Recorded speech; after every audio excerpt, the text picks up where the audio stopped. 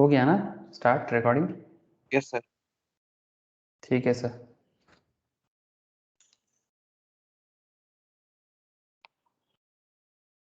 Good morning Abhishek. Morning. Okay, good morning to all of you sir again. अच्छा, तो फिर आज हम लोग क्या पढ़ेंगे बिजनेस एंड प्रोफेशन में?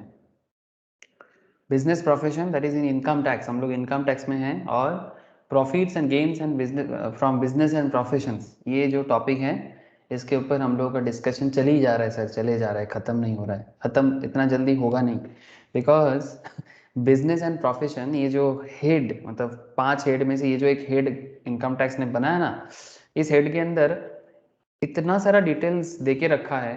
गवर्नमेंट को टैक्स पाने के लिए गवर्नमेंट को टैक्स चाहिए, लेकिन क्या है ना, आप लोग समझ रहे हो ना, जैसे कि ये पूरा बीपी का, अगर मैं आपको एक सिंपल समरी बताऊं कि मतलब बीपी क्या है, कल भी बताया था, फिर से बता रहा हूं। बीपी और कुछ नहीं है, बिजनेसमैन जो अकाउंट्स बनाते हैं, जहां से वो पीएल को बिल्ड करते हैं, प्रॉफिट एंड लॉस अकाउंट को बनाते हैं, नेट प्रॉफिट का हिसाब लगाते हैं, तो वो नेट प्रॉफिट में ही कुछ गंडगोल हो सकता है, कुछ प्रॉब्लम हो सकता है, उसको जेन्युइन रखना है एज पर इनकम टैक्स। अब जेन्युइन का मतलब, तो यहाँ पर देखो, टैक्स एक रूल है, एक लॉ है, इसमें गवर्नमेंट कुछ अपना हिसाब दिखाता है कि भाई हम ये समझते हैं। हाँ, गवर्नमेंट कोशिश करता है रीजनेबल रहने का, ऑब्वियसली। अनप सनप बोलेगा तो हम लोग भी पागल हो जाएंगे ना, तो थोड़ा रीजनेबल रह के वो बिजनेसमैन को बोलते हैं कि भाई आप अपना प्रॉफिट को इस तरह से कैलकुलेट करो और उसके ऊपर हमारे घर में टैक्स जमा करो। I hope you understand. Already हम लोग, मतलब ये जो पूरा 28 से लेके 44 ए डी ए ई तक का जो डिस्कशन है बिजनेस एंड प्रोफेशन के अंदर इनकम टैक्स एक्ट 1961 में, ऑलमोस्ट बहुत सारा सेक्शन हम लोग करके आ चुके हैं, like 28, 29, 30, 31, 32, 35, 35 A D, 35 D D A, 35 D, ऐसे बहुत सारा sections, vital sections. Even last दिन कल 36 का पूरा चर्चा किया, याद है क्या? बताओ ना एक बार। है सर। है ना?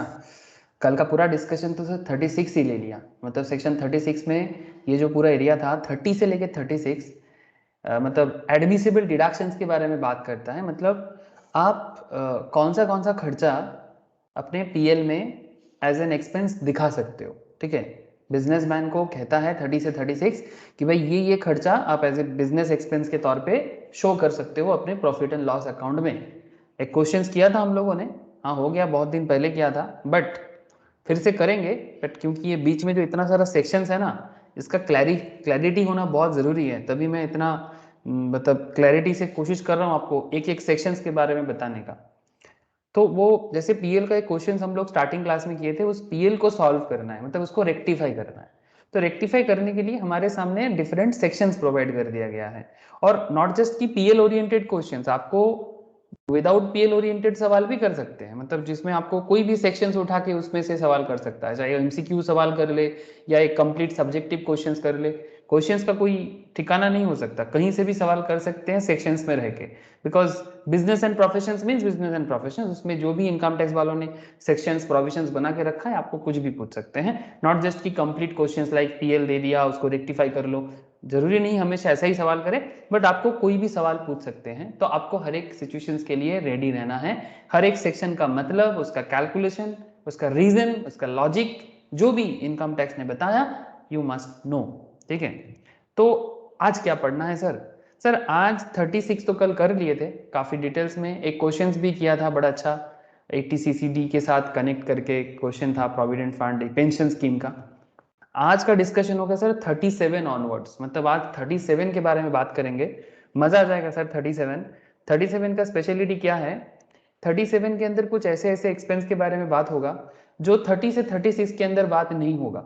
मतलब 30 से 36 के अंदर जो एक्सपेंस बोला गया है उसको छोड़ के कुछ एक्सपेंसेस है जिसको रेसिडुअरी भी बोला जाता है, रेसिडुअरी एक्सपेंसेस, ठीक है, रेसिडुअरी। तो ये एक्सपेंसेस कैसा एक्सपेंस है जो 37 के अंदर बात करेंगे? मतलब कुछ ऐसे बात कर सकते हैं हम लोग आपसे, जैसे मानो कि ये डॉक्टर होते हैं ना सर, कुछ स्पेशल केस स्टडीज भी हुआ है, रियल लाइफ कुछ केस भी हुआ है, उसका भी चर्चा करेंगे, इनकम टैक्स का केसेस है। जो आपसे बात करूंगा, जो रिसेंट नोटिफिकेशन आया 2-3 साल पहले का केसेस है, तो उसमें इनकम टैक्स ने कुछ आइडिया जनरेट किया, ठीक है। जैसे कि पॉलिटिकल पार्टीज का जो पैम्पलेट निकलते हैं, सोवेनियर निकलते हैं, उसमें अगर कोई बिजनेसमैन कुछ खर्चा कर रहा है तो क्या वो एक्सपेंस को एक्सपेंस माना जाएगा। ये मेडिकल सेक्शंस में अगर मैं बात करूं, ये जो फार्मास्यूटिकल्स इंडस्ट्री वाले होते हैं ना, फार्मासिटीज चलाते हैं, फार्मास्यूटिकल्स का दुकान या फैक्ट्री चलाते हैं, ये डॉक्टर्स के लिए फ्री में बहुत सारी चीज़ें देते हैं, मेडिकल प्रैक्टिशनर्स को, ठीक है। तो वो अपना वो जो भी खर्चा करते हैं मेडिकल प्रैक्टिशनर्स को, डॉक्टर्स को, जो फ्री में बहुत सारी चीज़ें देता है कि नहीं देता। अरे ये मेडिकल रिप्रेजेंटेटिव के थ्रू से डॉक्टर्स के पास बहुत सारा चीज़ यस नहीं सर। आता है ना। तो ये मेडिकल पेन, कंपनीज जो है, पेपर, फॉर हाँ अ अरे सब टूर, आई देखो मेडिसिन्स, लिस्ट आ रहा सब है कुछ ठीक है, देता है। फ्री में दे देता है। अब क्या ये फ्री जो चीज़ें मेडिकल रिप्रेजेंटेटिव के थ्रू से मेडिकल प्रैक्टिशनर्स के पास पहुंचते हैं फ्रॉम फार्मास्यूटिकल इंडस्ट्री, तो क्या फार्मेसी इसको एज एन एक्सपेंस दिखा सकते हैं। ये सब सवाल का जवाब ढूंढना पड़ेगा। मतलब आप समझ रहे हो ना, normally business, furtherance of business के लिए अगर मैं कुछ भी खर्चा करूं, उसे मैं अपना बिजनेस के लिए एक्सपेंस के तौर पे शो कर सकता हूं, yes. But there is a conflict, थोड़ा बहुत क्वेश्चन अराइज हो जाता है कि भाई किसको बिजनेस एक्सपेंस माना जाएगा और किसको बिजनेस एक्सपेंस नहीं। जैसे कोई बोलेगा सर मेडिकल प्रैक्टिशनर्स, मैं केस आगे बताऊंगा, थोड़ा सा आप लोगों के साथ स्टोरी इसलिए शेयर कर रहा हूं क्योंकि ये सब रेलिवेंट कॉन्सेप्ट है जो हमारे बीपी के अंदर बहुत कॉन्सेप्ट क्लियर करता है कि इतना सारा सेक्शंस जानना क्यों है। एग्जाम में पूछेगा बस इसलिए, हाँ वो तो है एग्जाम में पूछेगा इसीलिए तो ज्यादातर सभी कोई पढ़ाई करते हैं। लेकिन सवाल ये उठता है कि एग्जाम तो एक तरफ और रियल रियल लाइफ भी एक तरफ, जब आप लोग ऐसे टैक्स प्रैक्टिशनर्स या एज ए कंपनी के हिसाब से जब काम करोगे, जॉब करोगे, तब भी तो आपसे सवाल करेगा, पूछेगा आपसे कि भाई बताओ इसका क्या किया जाए। तब आपको उस टाइम पे फिर से सेक्शन का याद करना होगा और क्यों सेक्शन बनाया था उसका याद करना होगा। इसलिए थोड़ा सा आपसे ये सब स्टोरी शेयर कर रहे हैं। आगे आगे और भी स्टोरी है जो मैं आपसे बात करूंगा। चलो मैं स्क्रीन शेयर करता हूँ और 2-4 बातें और भी करता हूँ सर। ऐसे आपको स्क्रीन शेयर है कि नहीं, मुझे एक बार बताना सर। हाँ सर। ओके सर, तो ये देखो सर, अरे मेरा पेन, एक मिनट।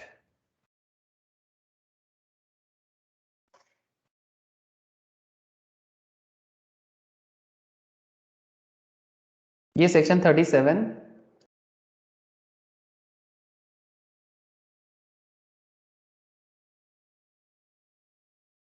सेक्शन 37 उसका 2 पॉइंट है, एक 37 सबसेक्शन 1 और एक एरिया आएगा सर सेक्शन 37 2B, ठीक है, सबसेक्शन 2B। ये 2 एरिया मेनली डिस्कस करेंगे 37 के अंदर, एंड उसके बाद जाना है 40 में, लेकिन ठीक है 40 में चर्चा करेंगे बाद में। उससे पहले 37 को थोड़ा क्लैरिटी से जाना जरूरी है। इसमें नॉट जस्ट कि जैसे मैं आपको बोला कि पॉलिटिकल पार्टी का एडवर्टाइजमेंट के बारे में बात किया आपसे, ठीक है, या फिर डॉक्टर्स मेडिकल प्रैक्टिशनर्स के बारे में बात कर रहा था, एक और भी चर्चा है।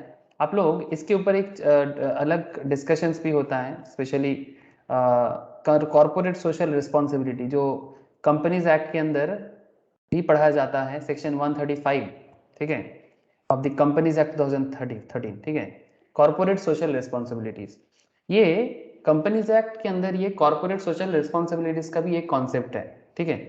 मतलब ये सिंपल होता है कि सर बिजनेस, जो भी बड़े बड़े कंपनीज है, बिजनेसेस है, ये बिजनेस करेगा, बिजनेस में जो भी टर्नओवर होगा, प्रॉफिट होगा, ठीक है, या नेट वर्थ होगा, उसके ऊपर ना एक 2% का एक कैलकुलेशन है, जिस कैलकुलेशन के बेसिस में उसको समाज के लिए कुछ डेवलपमेंट काम करना होगा अपने प्रॉफिट का 2%, ठीक है। मैं अभी समझाऊंगा कि वो 3 साल का एवरेज प्रॉफिट होता है, उसके ऊपर बेस करके आप 2% ले सकते हो। ऐसे ये कंपनीज एक्ट के क्लास में भी समझाया जाता है कि किस तरह से ये कंपनीज एक्ट में भी अप्लाई होता है सेक्शन 135। ठीक है, अभी मैं details of section companies act में नहीं जाऊंगा, बस इतना कहना चाहता हूं कि हर एक कंपनी को कॉर्पोरेट सोशल रिस्पॉन्सिबिलिटीज में इन्वेस्ट करना पड़ता है।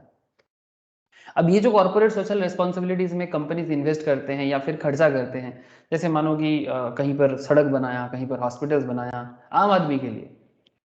कोई बोलेगा सर अपने एम्प्लॉयज के लिए करेगा तो नहीं, अपने एम्प्लॉयज के लिए करेगा तो उसको CSR नहीं माना जाएगा, ठीक है। कहीं पर सड़क में डस्टबिन लगा दिया, हाँ डस्टबिन होता है ना, ऐसे हमारे देश में डस्टबिन का बड़ा अभाव है सर। हाँ, हम लोग इधर उधर गंदगी करते रहते हैं, जहाँ मर्जी गंदगी करते रहते हैं। तो डस्टबिन बनाना पड़ता है, अगर गवर्नमेंट की तरफ से नहीं बनाया तो फिर वो बना देगा, कहीं पर पब्लिक टॉयलेट बना देगा, ऐसे डिफरेंट काम करते हैं। कहीं पर पानी के लिए, जैसे गर्मी का कंट्री हम लोगों का, तो वाटर के लिए बंदोबस्त कर देगा, अलग अलग जगह में फ्रिज या फिर वाटर प्यूरिफायर लगा देगा। डिफरेंट काइंड ऑफ एक्टिविटीज कर सकते हैं, ठीक है, कॉर्पोरेट सोशल रिस्पॉन्सिबिलिटीज में। तो वो खर्चा क्या बिजनेस में एज एन एक्सपेंस शो कर सकते हैं? तो ये सब सवाल ये सेक्शन 37 के लिए आप लोगों के सामने आएगा sir. I hope you understand sir, आपको समझ में आ रहा है मैं कहना क्या चाहता हूँ। ये जितना सारा बात मैं अभी आपसे करूँगा, ये सभी कुछ ऐसे, मतलब ये एक जनरल कॉन्सेप्ट है, ठीक है। 30 से 36 के अंदर जो भी बातें आपसे हुआ है ना, उसको छोड़ के कुछ ऐसा एक्सपेंसेस यहाँ पर है जो एडमिसिबल है कि नहीं है, इसको लेके एक क्वेश्चन अराइज होता है, ठीक है। और वो बात एक्चुअली सेक्शन 37 के अंदर आपसे डिस्कस करना है, जिसमें कुछ वेरियस ऐसे एक्सपेंसेस हैं जिसमें आपको बोला corporate social responsibility, political parties को डोनेशन का बात नहीं कर रहे, सोवेनियन पे, उनके सोवेनियर पे खर्चा करना, पैम्पलेट वगैरह में खर्चा करके एडवर्टाइजमेंट करना अपना, ठीक है, पॉलिटिकल पार्टी के सोवेनियर के अंदर, पैम्पलेट के अंदर। तो क्या वो सब खर्चा एडमिसिबल है, बिजनेस में एज ए एक्सपेंस शो कर सकते हैं? तो ये सब कुछ सवाल का जवाब ढूंढना है सर। समझ में आ रहा है? प्लीज सर मी सर बोलो ना, कनेक्ट कर पा रहे हैं ना, मतलब क्या चर्चा चलेगा? हेलो, ओके सर, देखो, हाँ सर। Thank you sir. देखो सर, देखो ध्यान से देखो। तो ये जो सेक्शन 37 है, ये बेसिकली रेसिडुअरी एक्सपेंसेस के नाम से भी जाना जाता है। सवाल है कि सर रेसिडुअरी एक्सपेंसेस क्या है? Sir, revenue expenditure incurred for the purpose of carrying on the business, profession or vocation. ध्यान से सुनिएगा बात को, रेवेन्यू एक्सपेंडिचर नॉट कैपिटल। हाँ, रेवेन्यू मतलब ऑब्वियसली रेवेन्यू मतलब डे टू डे बेसिस में हो सकता है, या फिर इट्स लाइक अमाउंट में स्मॉल भी हो सकता है, मतलब as such like fix assets में इन्वेस्टमेंट टाइप का नहीं, सर रेवेन्यू नेचर, ठीक है। ऐसे ये स्टार्टिंग से ही ये दोनों चर्चा चल रहा है कि सर कैपिटल नेचर और रेवेन्यू नेचर, ये दोनों नेचर इनकम टैक्स में बड़ा इंपॉर्टेंट है, ठीक है। एक कैपिटल नेचर और एक रेवेन्यू नेचर। तो ये जो नेचर का बात मैं अभी कर रहा हूँ, ये रेवेन्यू नेचर का एक्सपेंसेस है, incurred for the purpose of carrying on the business. किस लिए खर्चा करेगा बिजनेस? बिजनेस के लिए खर्चा करेगा, या फिर प्रोफेशन के लिए। बिजनेस, प्रोफेशन और वोकेशन का फर्क पता है आप लोगों को? अरे, बिजनेस, प्रोफेशन और वोकेशन, ये तीनों का फर्क पता है ना? तीनों अलग चीजें हैं, लेकिन एक ही मतलब चैप्टर के अंदर समझा जाता है ना? Calculation technique almost same, but तीनों का कैरेक्टर अलग है थोड़ा बहुत। बिजनेस मतलब जिसमें टर्नओवर वगैरह होता है, प्रोफेशन में ग्रॉस रिसीप्ट करते हैं। प्रोफेशन सर वोकेशन में थोड़ा थिन लाइन आ जाता है। Vocation in the sense like जैसे कोई एक्टर, कोई डांसर, कोई पेंटर, ठीक है, इस तरह का लोग जो स्पेशल कलाकृति दिखाते हैं, है ना, वो वोकेशन करते हैं सर। जिसका स्पेशल कलाकृति होता है ना, स्पेशल स्किल, सबका नहीं होता। हर कोई सिंगर नहीं बनता, हर कोई एक्टर एक्ट्रेस नहीं बनता, मतलब नंबर ऑफ बहुत ही कम होता है सर, संख्या में बहुत ही कम होता है। जैसे कल ही मैम और मैं डिस्कस कर रहा था कि करेंटली हमारे बॉलीवुड का अगर मैं बात करूं, टॉप सिंगर कौन है, तो हम लोग थोड़ा देख रहे थे, मेल और फीमेल सिंगर का लिस्ट बना रहे थे, मतलब टॉप पॉपुलर सर, मतलब जो मूवीज में ज़्यादा काम करते हैं। तो मेल सिंगर थोड़ा मुझे ज़्यादा दिखा कॉम्पेयर टू फीमेल सिंगर, ठीक है। तो फीमेल में मेरे को ज़्यादा नाम नहीं मिला। वो आजकल वो क्या नाम है उनका, कक्कड़, नेहा कक्कड़, उसका बहुत मार्केट है। नेहा कक्कड़, हाँ, उसी का मैक्सिमम मूवीज में वही गाना गाते हैं। और श्रेया घोषाल का ज़माना थोड़ा एंड की तरफ है, पहले जैसा उतना नहीं है, बट कभी कभी गा लेते हैं। सुनिधि चौहान, अपना बहुत बड़ा मार्केट, उसका भी उतना अभी नहीं है। नीति मोहन बोल के एक सिंगर उठा है, वो आजकल अच्छा गा रहा है। बट जहाँ देखो कक्कड़ साहब तो एकदम हर जगह में मुझे दिखता है फीमेल में। और मेल के अंदर अरिजीत सिंह, हाँ, इसका बड़ा मार्केट है। अरमान मलिक, इसका भी अच्छा मार्केट है।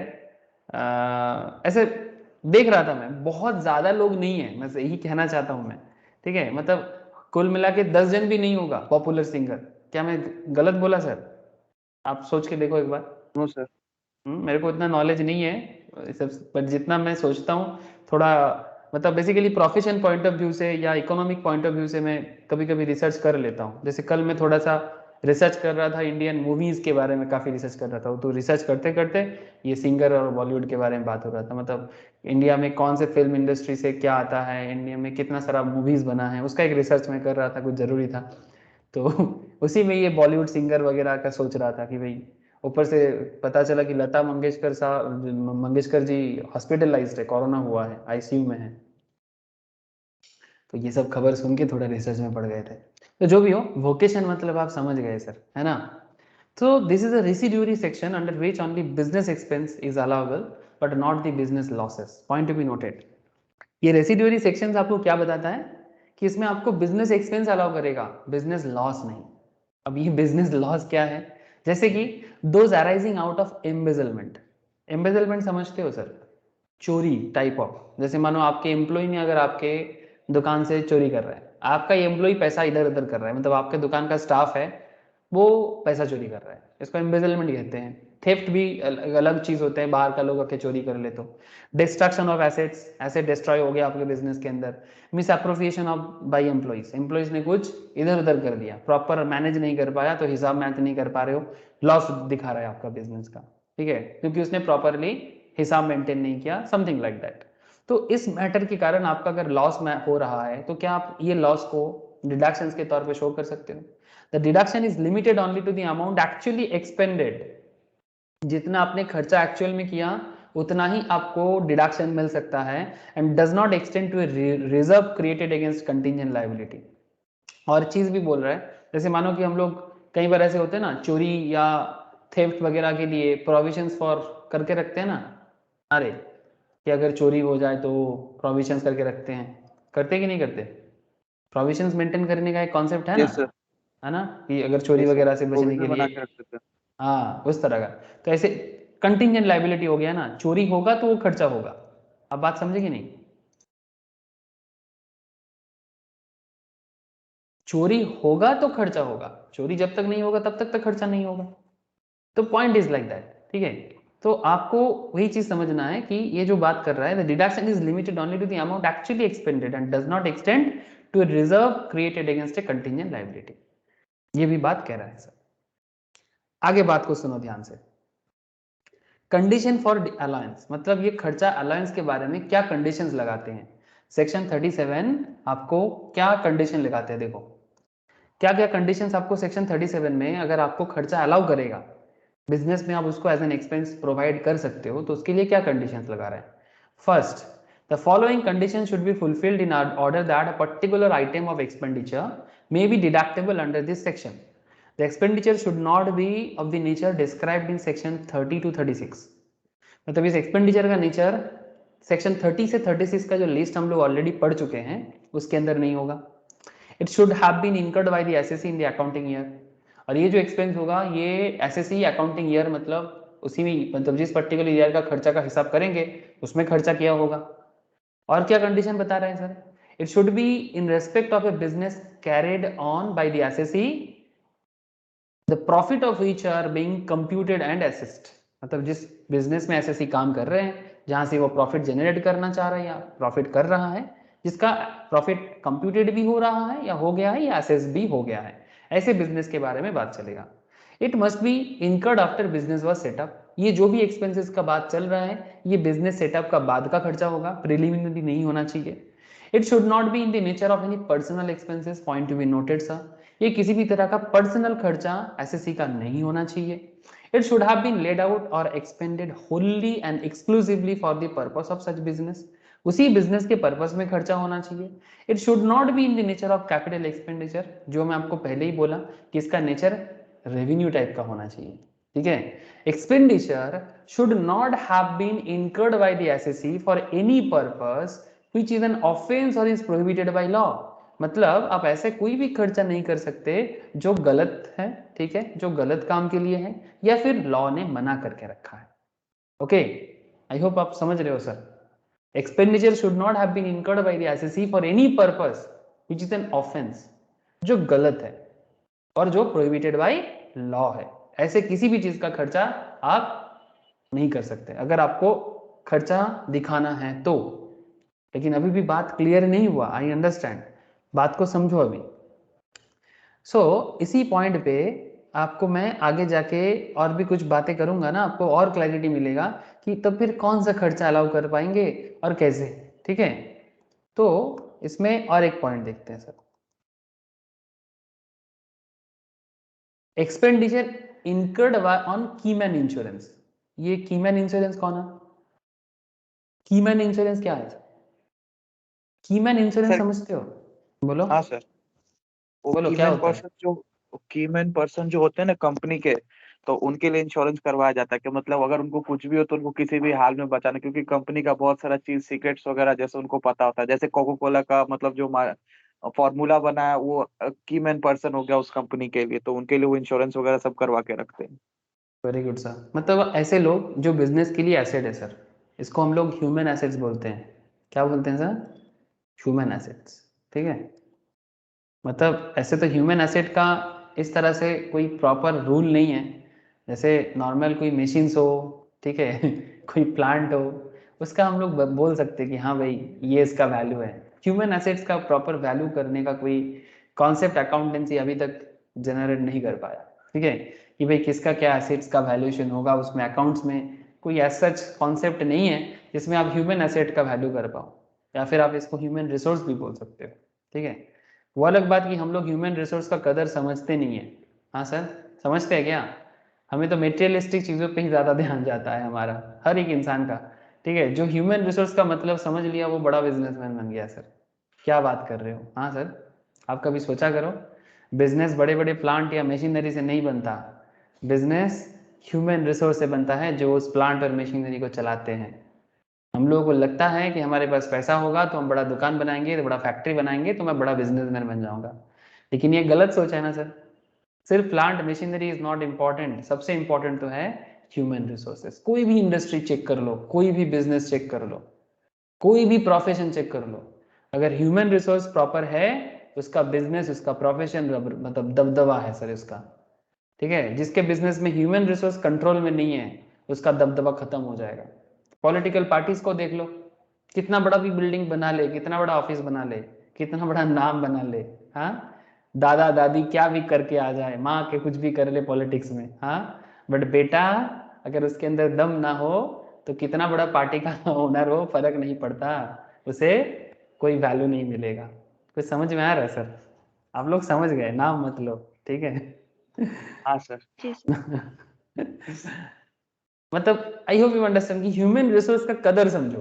ठीक है, तो इसीलिए ऑर्गेनाइजेशंस जो बड़े बड़े इंडस्ट्री, जैसे कि शिवम ने एक बड़ा अच्छा बात बोला कि कोको कोला पेप्सी का नाम लिया, ये कोको कोला पेप्सी लोगों को तो बुद्धू बना बना के इनकम कर लिया, हाँ एकदम, सोडियम कार्बोनेट बेच बेच के लोगों को शरबत पिला दिया। हाँ, हम लोग अपना इंडियंस क्या है, अपना शरबत भूल गए, अपने घर पे जो मेहमान आते हैं उनको जो ड्रिंक्स हम लोग पिलाते थे ये सब भूल गए हम लोग।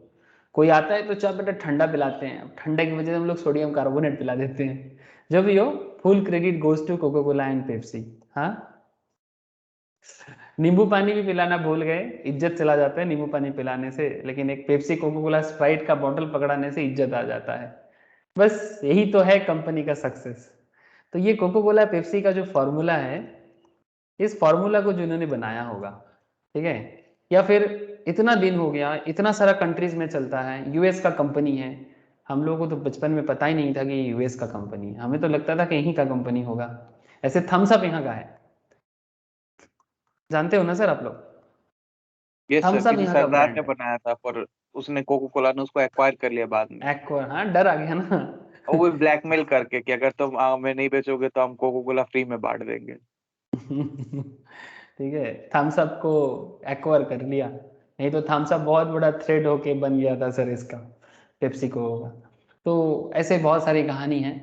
आई होप यू अंडरस्टैंड कि की मैन इंश्योरेंस पॉलिसीज कितना जरूरी हो गया। तो central board of direct tax ने सर्कुलर नंबर 762 1998 18/2/1998 1998 में एक क्लैरिफिकेशन लाया that the premium paid on the keyman insurance policy is allowable as business expenditure. Okay, ध्यान से सुनना बात को। अब कंपनी जिस तरह से अपने की मैन पे खर्चा करेगा, प्रीमियम भरेगा, वो बिजनेस एक्सपेंडिचर कहलाएगा। ठीक है, अब इसी मुद्दे पे Punjab and Haryana high court में, ठीक है, पंजाब हरियाणा हाई कोर्ट में एक केस हुआ।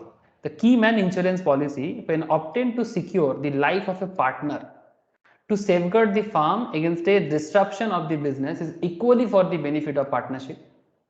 मतलब ये पार्टनरशिप बिजनेस में ये बात प्रॉपरली नहीं था, इसको पार्टनरशिप बिजनेस में भी अप्लाई किया गया कि पार्टनरशिप बिजनेस में अगर मानो दो पार्टनर है, अगर दो पार्टनर है तो दोनों पार्टनर तो बिजनेस के लिए की है, क्या बोलते हो? अरे यस सर। एक पार्टनरशिप बिजनेस में अगर दो पार्टनर है तो दोनों पार्टनर बिजनेस के लिए की है, तो ये मेनली कंपनी लेवल में चलता था ज्यादातर केस में, की मैन इंश्योरेंस। पार्टनर्स के केस में ऐसा कॉन्सेप्ट था नहीं, लेकिन पंजाब हरियाणा कोड में इस मैटर को लेके बात छिड़ गया, केस दर्ज हुआ, उस मैटर पे बात हुआ, कहा गया कि पार्टनर्स अगर पार्टनरशिप फॉर्म में किसी एक पार्टनर के लिए या जो भी एक दूसरे के लिए जो भी इंश्योरेंस प्रीमियम भरेगा उसे भी की मैन इंश्योरेंस पॉलिसी का दर्जा देना चाहिए, ठीक है। तो business which may be affected as a result of premature death of a partner, अगर पार्टनर का डेथ हो जाए तो बिजनेस को हैम्परिंग होगा। Thus the premium on the key man insurance policy of a partner of the firm is wholly or exclusively for the purpose of business and is allowable as business expenditure.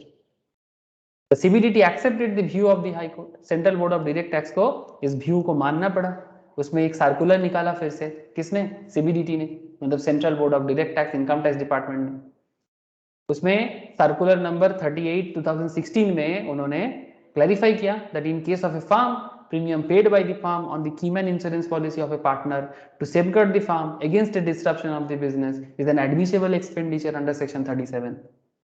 आप समझ रहे हो sir, सब real life है, हाँ, ये सब law नहीं है, नॉट प्रोविजन ऑल्सो।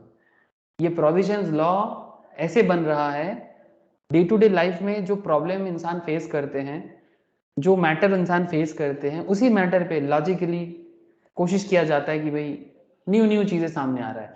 तो जो पहले सिर्फ कंपनी लेवल में की मैन कॉन्सेप्ट था, उसको पार्टनरशिप लेवल में भी कन्वर्ट करना पड़ा और इनकम टैक्स वालों को भी मानना पड़ा।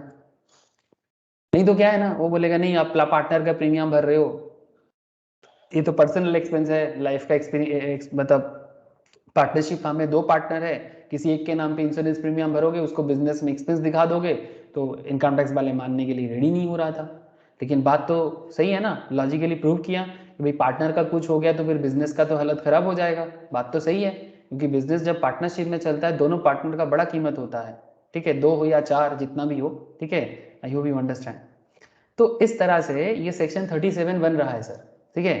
तो सेक्शन 37 आपके सामने अलग अलग सवाल रख रहा है, ठीक है। एक कीमन इंश्योरेंस पे आपको एडमिशंस के बारे में, मतलब एक्सपेंस के बारे में बात किया, स्टार्टिंग में आपको रेवेन्यू एक्सपेंडिचर के बारे में बोला, कंडीशंस फॉर डिसअलाउंस के बारे में बोला, ठीक है। फिर मैंने आपको यहाँ पर एक्सपेंडिचर इनकर्ड ऑन कीमैन के बारे में एक कॉन्सेप्ट उठाया।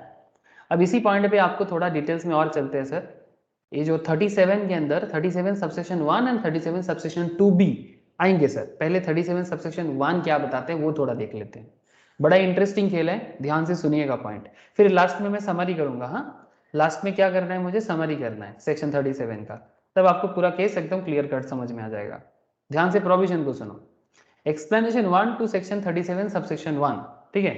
This explanation provide that any expenditure incurred by the assessee for any purpose which is an offence और is prohibited by law shall not be allowed as deduction और allowance. ध्यान से सुनना, अगर कोई एक्सपेंडिचर कर रहा है, कौन? बिजनेसमैन, मतलब एसएससी, ठीक है, ऐसा एक्सपेंडिचर कर रहा है जो ऑफेंस है और वो प्रोहिबिटेड बाय लॉ है, shall not be allowed as deduction और अलाउंस, उसको डिडक्शन के तौर पे नहीं दिखा सकते आप। बिजनेस में पीएल के खर्चे में, पीएल में एक्सपेंस के तौर पे डेबिट नहीं कर सकते। अब सवाल ये उठता है सर कैसे पता चलेगा कि कौन सी चीज प्रोहिबिशंस बाय लॉ है या नहीं। अब इसके लिए थोड़ा सर नॉलेज का स्प्रेड होना जरूरी है, बट यहाँ पर एक रिसेंट केस बना है इनकम टैक्स का ही, उसी केस को यहाँ पर मैं आपको बता रहा हूँ, अब ध्यान से देखो। रिसेंट बहुत रिसेंट नहीं है, 8-9 साल पुराना केस है। Inadmissibility of expense incurred in providing freebies या फ्री वाइज जैसे बोलो, ठीक है, फ्री वीज इज अ प्लूरल फॉर्म, मतलब जो मेडिकल प्रैक्टिशनर्स को मिलता है, जो शुरू में मैं बात कर रहा था और कोई बता रहा था कि सर फ्री में हर चीज दे देते हैं मेडिकल प्रैक्टिशनर्स को, ये फ्री वो फ्री, ऐसा होता है ना, by pharmaceuticals and allied health sectors, जो डॉक्टर को फ्री में चीजें बांटते रहते हैं। क्या सर डॉक्टर्स की सेल पर डिपेंड करता है। जिसका जितना सेल रहेगा उस हिसाब से उनको पैकेज दिया जाता है, मतलब हर हाँ महीने गिफ्ट्स वगैरह फेस्टिवल्स पे ये वो। अब सवाल ये उठता है कि ये डॉक्टर को जो फ्री में मिलता है या फिर pharmaceuticals and allied health sectors जो फ्री में बांटते हैं डॉक्टर को, फ्री में तो वो बांट दिया लेकिन खर्चा तो पड़ता है उसका।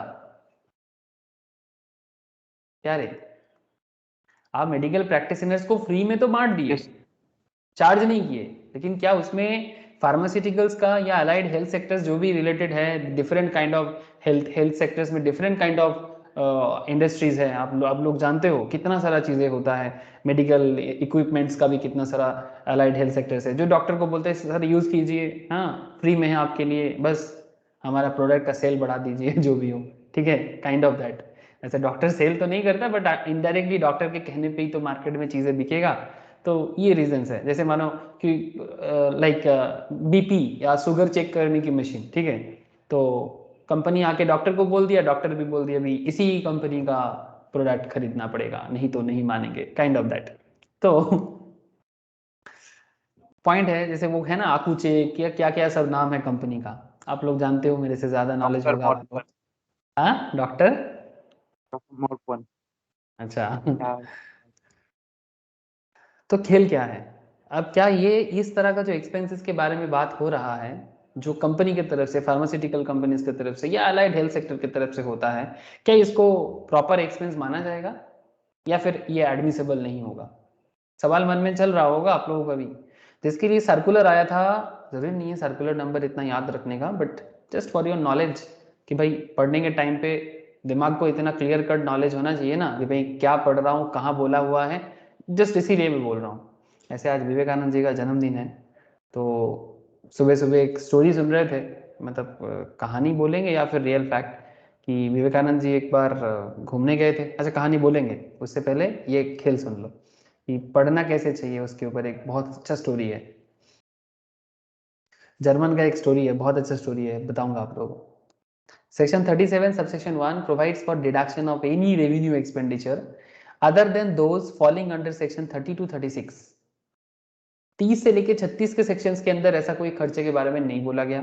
From the business income if such expense is lead out और एक्सपेंडेड होली और exclusively for the purpose of business और प्रोफेशन।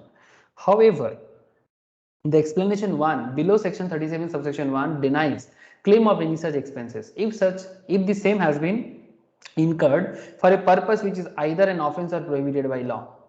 सर कैसे ये prohibited by law हो जाएगा? अभी जैसे हम लोग बात कर रहे थे ना मेडिकल प्रैक्टिशनर्स को फ्री में चीजें बांटने के बारे में, अब देखो इसके लिए लॉ क्या बना हुआ है।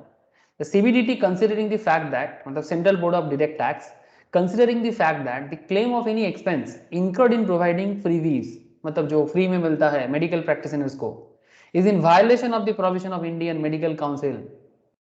ये फ्रीबीज जो मेडिकल प्रैक्टिशनर्स को मिलता है ये इंडियन मेडिकल काउंसिल के लॉ के हिसाब से गलत बात है, professional conduct etiquettes and ethics के अंदर आता है सर। मतलब आप समझ रहे हो, डॉक्टर्स को फ्री में चीज नहीं बांट सकते, मेडिकल प्रैक्टिशनर्स को फ्री में कोई भी चीज नहीं बांट सकते, वो वायलेशन है। किसका वायलेशन? इंडियन मेडिकल काउंसिल का violation, professional conduct etiquettes and ethics. तो समझ में आ रहा है, रेगुलेशंस आया था सर 2002 में, has clarified that expenditures so incurred shall be inadmissible under section 37 subsection 1। तो जो भी फार्मास्यूटिकल्स कंपनी या allied health sectors, pharmaceuticals and allied मतलब जुड़ा हुआ हेल्थ सेक्टर्स जो भी खर्चा करेगा वो expense prohibited by the law है। The disallowance shall be made in the hands of the pharmaceuticals और अलाइड हेल्थ सेक्टर्स। तो जो भी खर्चा वो दिखाएगा कि मैंने डॉक्टर को फ्री वाइज दिया, मैंने 1 लाख का फ्री वाइज दिया, मैंने 10 लाख का फ्री वाइज दिया, ठीक है, मैंने डॉक्टर के फैमिली को फॉरेन में घूमने के लिए भेजा, हाँ ऐसा करता है ना, फॉरेन टिकट भी कटवा देते हैं कि जाओ डॉक्टर घूम के आओ, बस हमारा प्रोडक्ट सेल हो जाना चाहिए।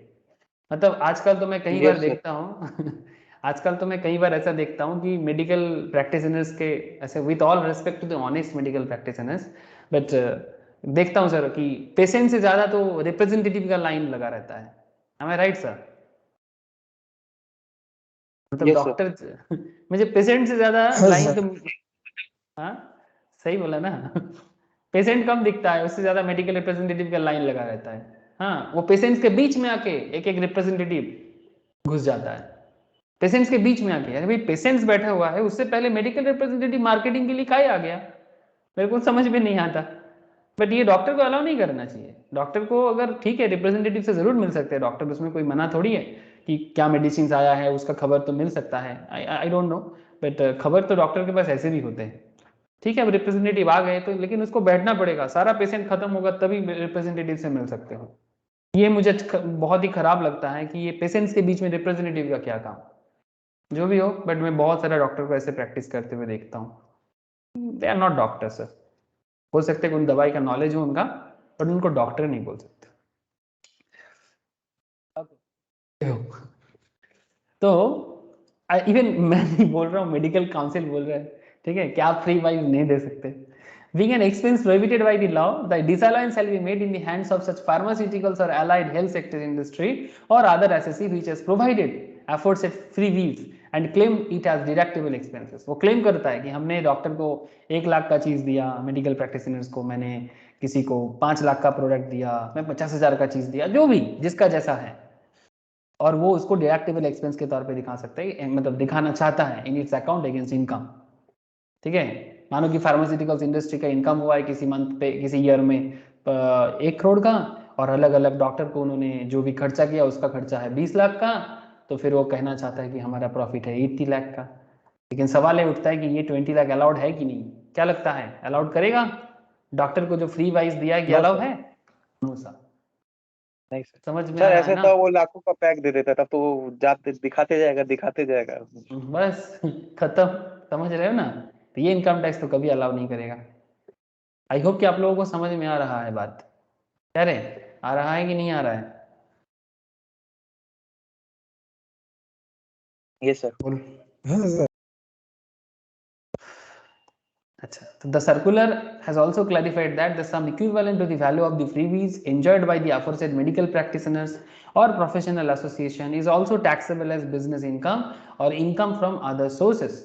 ठीक है, ध्यान से सुनना, ये जो मेडिकल प्रैक्टिशनर्स को भी जो फ्रीबीज मिला है ना सर, ये भी सर्कुलर बताते हैं साथ साथ में sum equivalent to the value of freebies, मतलब जो भी फ्रीबीज उसको मिलता है मेडिकल प्रैक्टिशनर्स को, चाहे वो 1 लाख की हो या 10 लाख की, जो भी जिसका है हिसाब किताब डिपेंड करता है, मुझे इतना नॉलेज नहीं है कि क्या क्या मिलता है, ऐसे कुछ तो आइडिया लग रहा है, बट उसका वैल्यूएशन 1 लाख 10 लाख जो भी हो, ठीक है, enjoyed by the aforesaid medical practitioners और प्रोफेशनल एसोसिएशन, चाहे वो मेडिकल प्रैक्टिशनर्स हो या कोई मेडिकल प्रोफेशनल एसोसिएशन हो, कोई हॉस्पिटल इंडस्ट्री हो, ठीक है, ऐसा होता है ना, एसोसिएशन तो होता है, तो क्लब वगैरह में भी एसोसिएट करके डॉक्टर्स का बहुत सारा चीजें मिलता है उनको भी, ठीक है, प्रोफेशनल एसोसिएशन हो is also taxable as business income और इनकम फ्रॉम अदर सोर्स। या तो आप उसको, मतलब जो भी इनकम आप करोगे ना एज ए डॉक्टर, ठीक है, एज ए मेडिकल प्रैक्टिशनर, जो भी वैल्यूएशन आपको मिलेगा वो इनकम फ्रॉम अदर सोर्स या फिर बिजनेस इनकम के तौर पे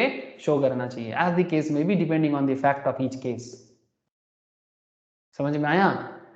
मतलब फार्मास्यूटिकल्स कंपनीज भी एक्सपेंस के तौर पे नहीं दिखा सकते, और डॉक्टर्स या मेडिकल प्रैक्टिशनर्स को जो भी फैसिलिटीज मिलता है उसका जो भी वैल्यूएशन होगा वो बिजनेस या अदर सोर्स इनकम के तौर पे शो करना चाहिए। क्लियर है बात? बोलो। ये रहा केस। तो ऐसे केसेस के बारे में एक्चुअली सेक्शन 37 डील करता है कि भाई जिसमें हम खर्चा बता तो सकते हैं बट वो एक्चुअली में खर्चा है नहीं, और उसका रीजन भी आपको समझ में आ रहा है क्यों। Disallowance of CSR expenditure. अब चलो आ जाओ डॉक्टर से दूसरे पॉइंट में आ जाते हैं sir. Disallowance of CSR expenditure, ये एक्सप्लेनेशन 2 ऑफ सेक्शन 37 सबसेक्शन 1 के अंदर बोला गया है, ठीक है। Explanation 2 to section 37 subsection 1, section 37 subsection 1 के 2 पॉइंट था, एक एक्सप्लेनेशन 1 था और एक्सप्लेनेशन 2 था। एक्सप्लेनेशन 1 के अंदर हम लोगों ने ये वाला पढ़ा, ठीक है, जो लॉ मना करके रखा है, ठीक है, लॉ मना करके रखा है, जैसे इंडियन मेडिकल एसोसिएशन का लॉ मना करता है, फिर भी आप ऐसे कैसे कर सकते हो, ठीक है। तो लॉ मना करता है फिर भी खर्चा करते हो और उसको बिजनेस में एक्सपेंस बताना चाहते हो, ये तो अच्छा बात नहीं है ना सर, ठीक है। तो ये इस तरह का और भी कुछ लॉ हो सकता है, ये तो बस एक एग्जांपल है मेडिकल एसोसिएशन का, ठीक है। ऐसे और भी केसेस हो सकता है जहां पर लॉ मना करता है फिर भी आप खर्चा करते हो। अब हर एक लॉ के बारे में लिखेगा तो फिर किताब तो भर जाएगा, ठीक है। बस ट्राई टू अंडरस्टैंड कि ईच एंड एवरी प्रोफेशन का अलग अलग लॉ बनता है, तो उस लॉ के हिसाब से अगर कोई भी एक्सपेंस बना है आप नहीं कर सकते, ठीक है, तो उसे भी आप नहीं शो कर सकते एक्सपेंस के तौर पे अपने बिजनेस पे, ठीक है। तो ये बात का थोड़ा ध्यान रखना होगा सर। बात करते हैं अभी एक्सप्लेनेशन 2, सेक्शन 37 सबसेक्शन 1 का एक्सप्लेनेशन 2 के बारे में, जिसमें डिसअलाउंस ऑफ सीएसआर एक्सपेंडिचर के बारे में बात करते हैं। कॉर्पोरेट सोशल रिस्पॉन्सिबिलिटी बहुत बड़ी बात है सर, बहुत बड़ी चीज आज के डेट में। और जब भी मैं सीएसआर का बात करता हूँ ना, मुझे एक कंपनी का नाम याद आ जाता है, टाटा। मतलब ऐसे तो टाटा, और भी एक कंपनी का नाम मुझे याद आता है, नाम कंपनी से ज्यादा नाम याद आता है इंसान का। ऐसे टाटा पे भी रतन टाटा ऑब्वियसली, बट रतन टाटा से पहले टाटा काफी फेमस हो चुका है। तो रतन टाटा आज टाटा का हेड है। लेकिन और एक नाम मुझे याद आ रहा है सर, अजीम प्रेम जी, नाम तो सुने होंगे आप लोग। Yes sir, Wipro. विप्रो, ठीक है। ऐसे और भी कंपनीज है, सभी कोई करता है, रिलायंस भी करता है, बिरला भी करता है, श्याम स्टील वगैरह भी करता है, ठीक है। बहुत सारे कंपनी, सभी को करना पड़ेगा, मतलब करने वाले बहुत सारे कंपनीज हैं। पर टाटा का नाम इसलिए याद आ गया, मतलब सामने आ गया, ये कॉर्पोरेट सोशल रिस्पॉन्सिबिलिटीज को ना बहुत अच्छे समझते हैं, बहुत अच्छे समझते हैं। इनको पता है कि भाई हमें क्या करना चाहिए, क्योंकि इनका एक चीज मुझे बहुत अच्छा लगता है कि हम अगर कंट्री को, जिस कंट्री में हम रहते हैं, अगर उसी कंट्री से हम इतना कमाते हैं तो उस कंट्री को कुछ तो रिटर्न में हमें भी देना चाहिए, ठीक है। तो ये इनका सोच मुझे गजब लगता है। ये जहां पर भी कंपनी बनाते हैं उसके आसपास में सड़क मेंटेन करना, गार्डन मेंटेन करना, लोगों के लिए पार्क बनाना, स्कूल बनाना, हॉस्पिटल्स चलाना, बहुत सारी चीजों में खर्चा करते हैं टाटा, ठीक है। इसका एग्जाम्पल आप लोगों को पूरा भारत में मिल जाएगा, पूरा भारत में मिल जाएगा। इवन अजीम प्रेम जी तो एजुकेशन सेक्टर्स को डेवलप करने के लिए साउथ इंडिया में क्या क्या नहीं करता है, और भी है, इन्फोसिस भी काम करते हैं सर। मतलब ये हर एक कंपनी के जो एनुअल रिपोर्ट निकलता है ना सर, आपको उसके अंदर सीएसआर दिख जाएगा, समझ रहे हो sir. Each and every company का जो एनुअल रिपोर्ट निकलता है, अगर आपको सीएसआर के बारे में नॉलेज लेना है, जो मैं स्टॉक मार्केट में डिस्कस करता हूँ, ऐसे CSR is not relevant for stock market discussions, but annual report जब बात होता है ना सर, ये अदानी का रिपोर्ट निकाला मैंने, ठीक है। चलो देखते हैं कि यहाँ पर मुझे कुछ दिखता है कि नहीं दिखता है, मैं फटाफट एक बार कोशिश करता हूँ, दिख जाए तो बढ़िया है। चलो भाई, कंट्रोल एफ में सीएसआर ढूंढना पड़ेगा, मिलेगा कि सी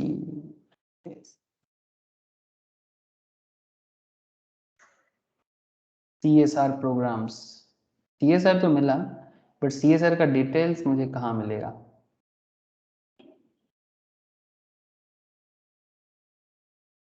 मिल जाएगा, हर एक कंपनी का एनुअल रिपोर्ट निकालो, ठीक है। जिसका भी एनुअल रिपोर्ट चेक करना चाहते हो, स्पेशली जो लोग स्टॉक मार्केट वगैरह के लिए सोचते हो, इन्वेस्टमेंट करते हो, कंपनी का रिपोर्ट जब भी आप पढ़ोगे ना, नॉट जस्ट फॉर, इवन आप लोग जो लोग चार्टर्ड फाइनल में हैं, सीएमए फाइनल में हैं, उनको मतलब अकाउंटिंग रिपोर्टिंग पढ़ना पड़ता है, तो उसमें भी ना ये सब फाइनेंशियल रिपोर्टिंग बनाने के टाइम पे ना ये सब एनुअल रिपोर्ट के अंदर होता है। तो you must know this kind of things कि कैसे कंपनी उसको चलाते हैं। इवन लॉ के लिए भी, कंपनी लॉ में भी तो सीएसआर एक बहुत बड़ी चीज है सर। कॉर्पोरेट,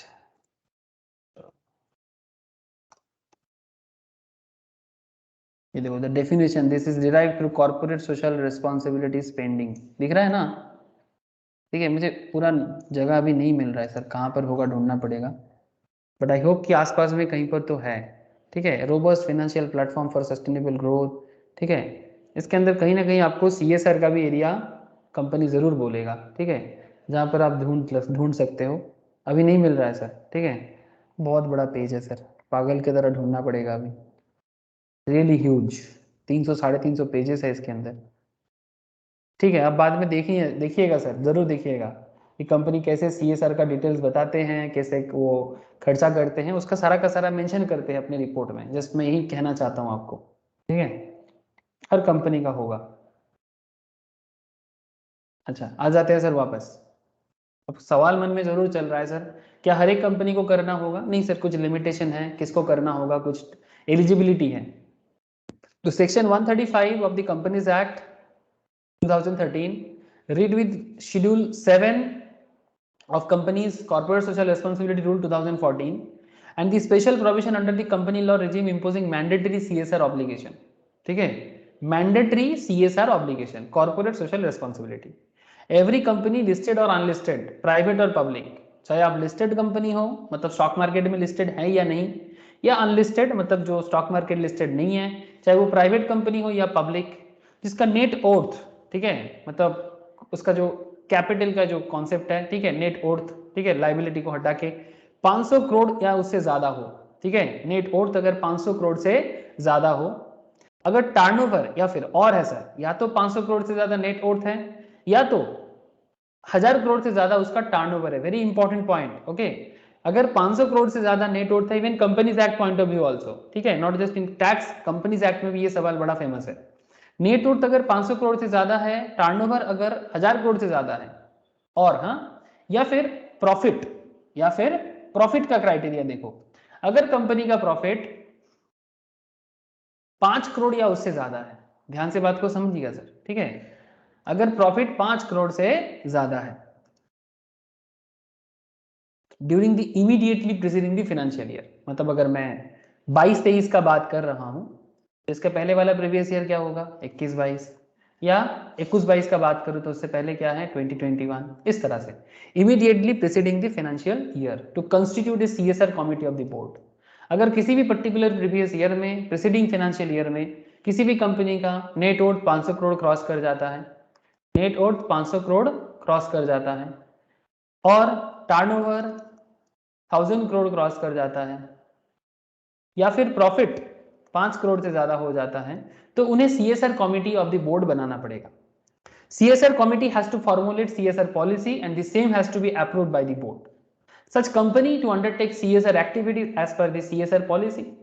और इसका जो हिसाब होता है, ये मैं कॉर्पोरेट सोशल रिस्पॉन्सिबिलिटीज के लॉ की क्लास में भी समझाता हूँ, वहां पर कैलकुलेशंस का पूरा एरिया डिटेल्स में डिस्कस करूंगा, बट यहाँ पर भी एटलीस्ट थोड़ा समझ लो कि कैसे कैलकुलेशन करते हैं, मतलब CSR पे कितना खर्चा करना है, इसका कैलकुलेशन क्या है। तो एक कॉमन सेंस में इतना देख लो, कॉमन सेंस मतलब एज पर लॉ, एक छोटा सा बात है, such company to spend in every financial year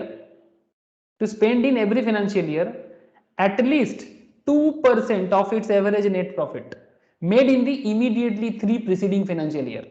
अगर आप 22-23 में हिसाब लगा रहे हो तो 20-21, 21-22 एंड 19-20 इस तीनों साल में जो भी उन्होंने प्रॉफिट किया, ठीक है, मानो किसी मतलब इस ईयर में मानो 5 करोड़ हो गया था, इससे पहले वाले में मानो 4 करोड़ हो गया था, उससे पहले मानो 3 करोड़ था, ठीक है, लेकिन अगर किसी ईयर में 5 करोड़ होगा, इसका एवरेज किया जाएगा 5, 4, 9 और 3, 12 करोड़ का एवरेज, मतलब 12 करोड़ बाई 3, मतलब एवरेज हो जाएगा 4 करोड़। तो इस 4 करोड़ के ऊपर एवरेज 2% का हिसाब होगा। ऐसे में इसका डिटेल्स अभी ज्यादा अभी नहीं बोलूंगा, बिकॉज वो जो कंपनी लॉ में जब हम लोग CSR का क्लास बताएंगे ना, उसके अंदर और डिटेल्स में बात करेंगे सर, ठीक है, कि कैसे CSR का कैलकुलेशन होता है। That is actually CSR calculation is not important, यहाँ पर इतना इंपॉर्टेंट नहीं, हमारे लिए टैक्स में इंपॉर्टेंट है कि CSR में जो खर्चा होगा वो खर्चा अलाउबल एक्सपेंसेस है या नहीं, ठीक है, CSR में खो मत जाना, कॉन्सेप्ट में रहना। तो 2% of its average net profit made in the immediately 3 preceding financial year on the CSR activities specified in Schedule 7 to the Companies Act 2013.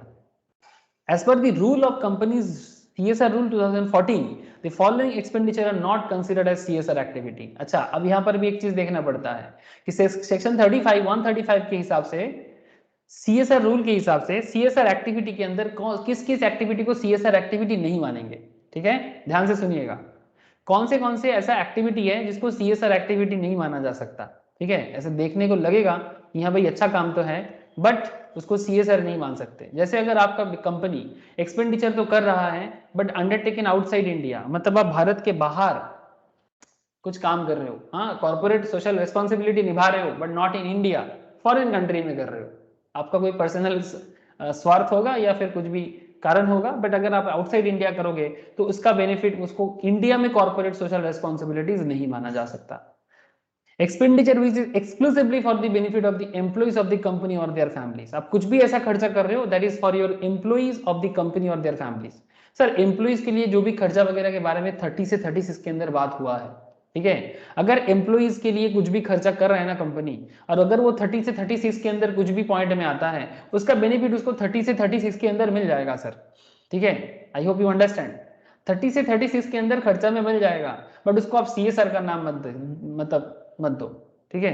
Contribution to political parties, अगर आप पॉलिटिकल पार्टी को डोनेशन करते हो उसका आपको एक डिडक्शन मिलता है 80 GGC। बात करेंगे पॉलिटिकल पार्टीज के बारे में, जब हम लोग डिडक्शन चैप्टर को फॉलो करेंगे ना सर, तो उसमें 80C से लेके 80U के अंदर 80 GGC का पॉइंट आएगा, जिसमें पॉलिटिकल पार्टी को डोनेट करने से आपको डिडक्शन मिलता है, बट इसको CSR के नाम पे यूज नहीं कर सकते।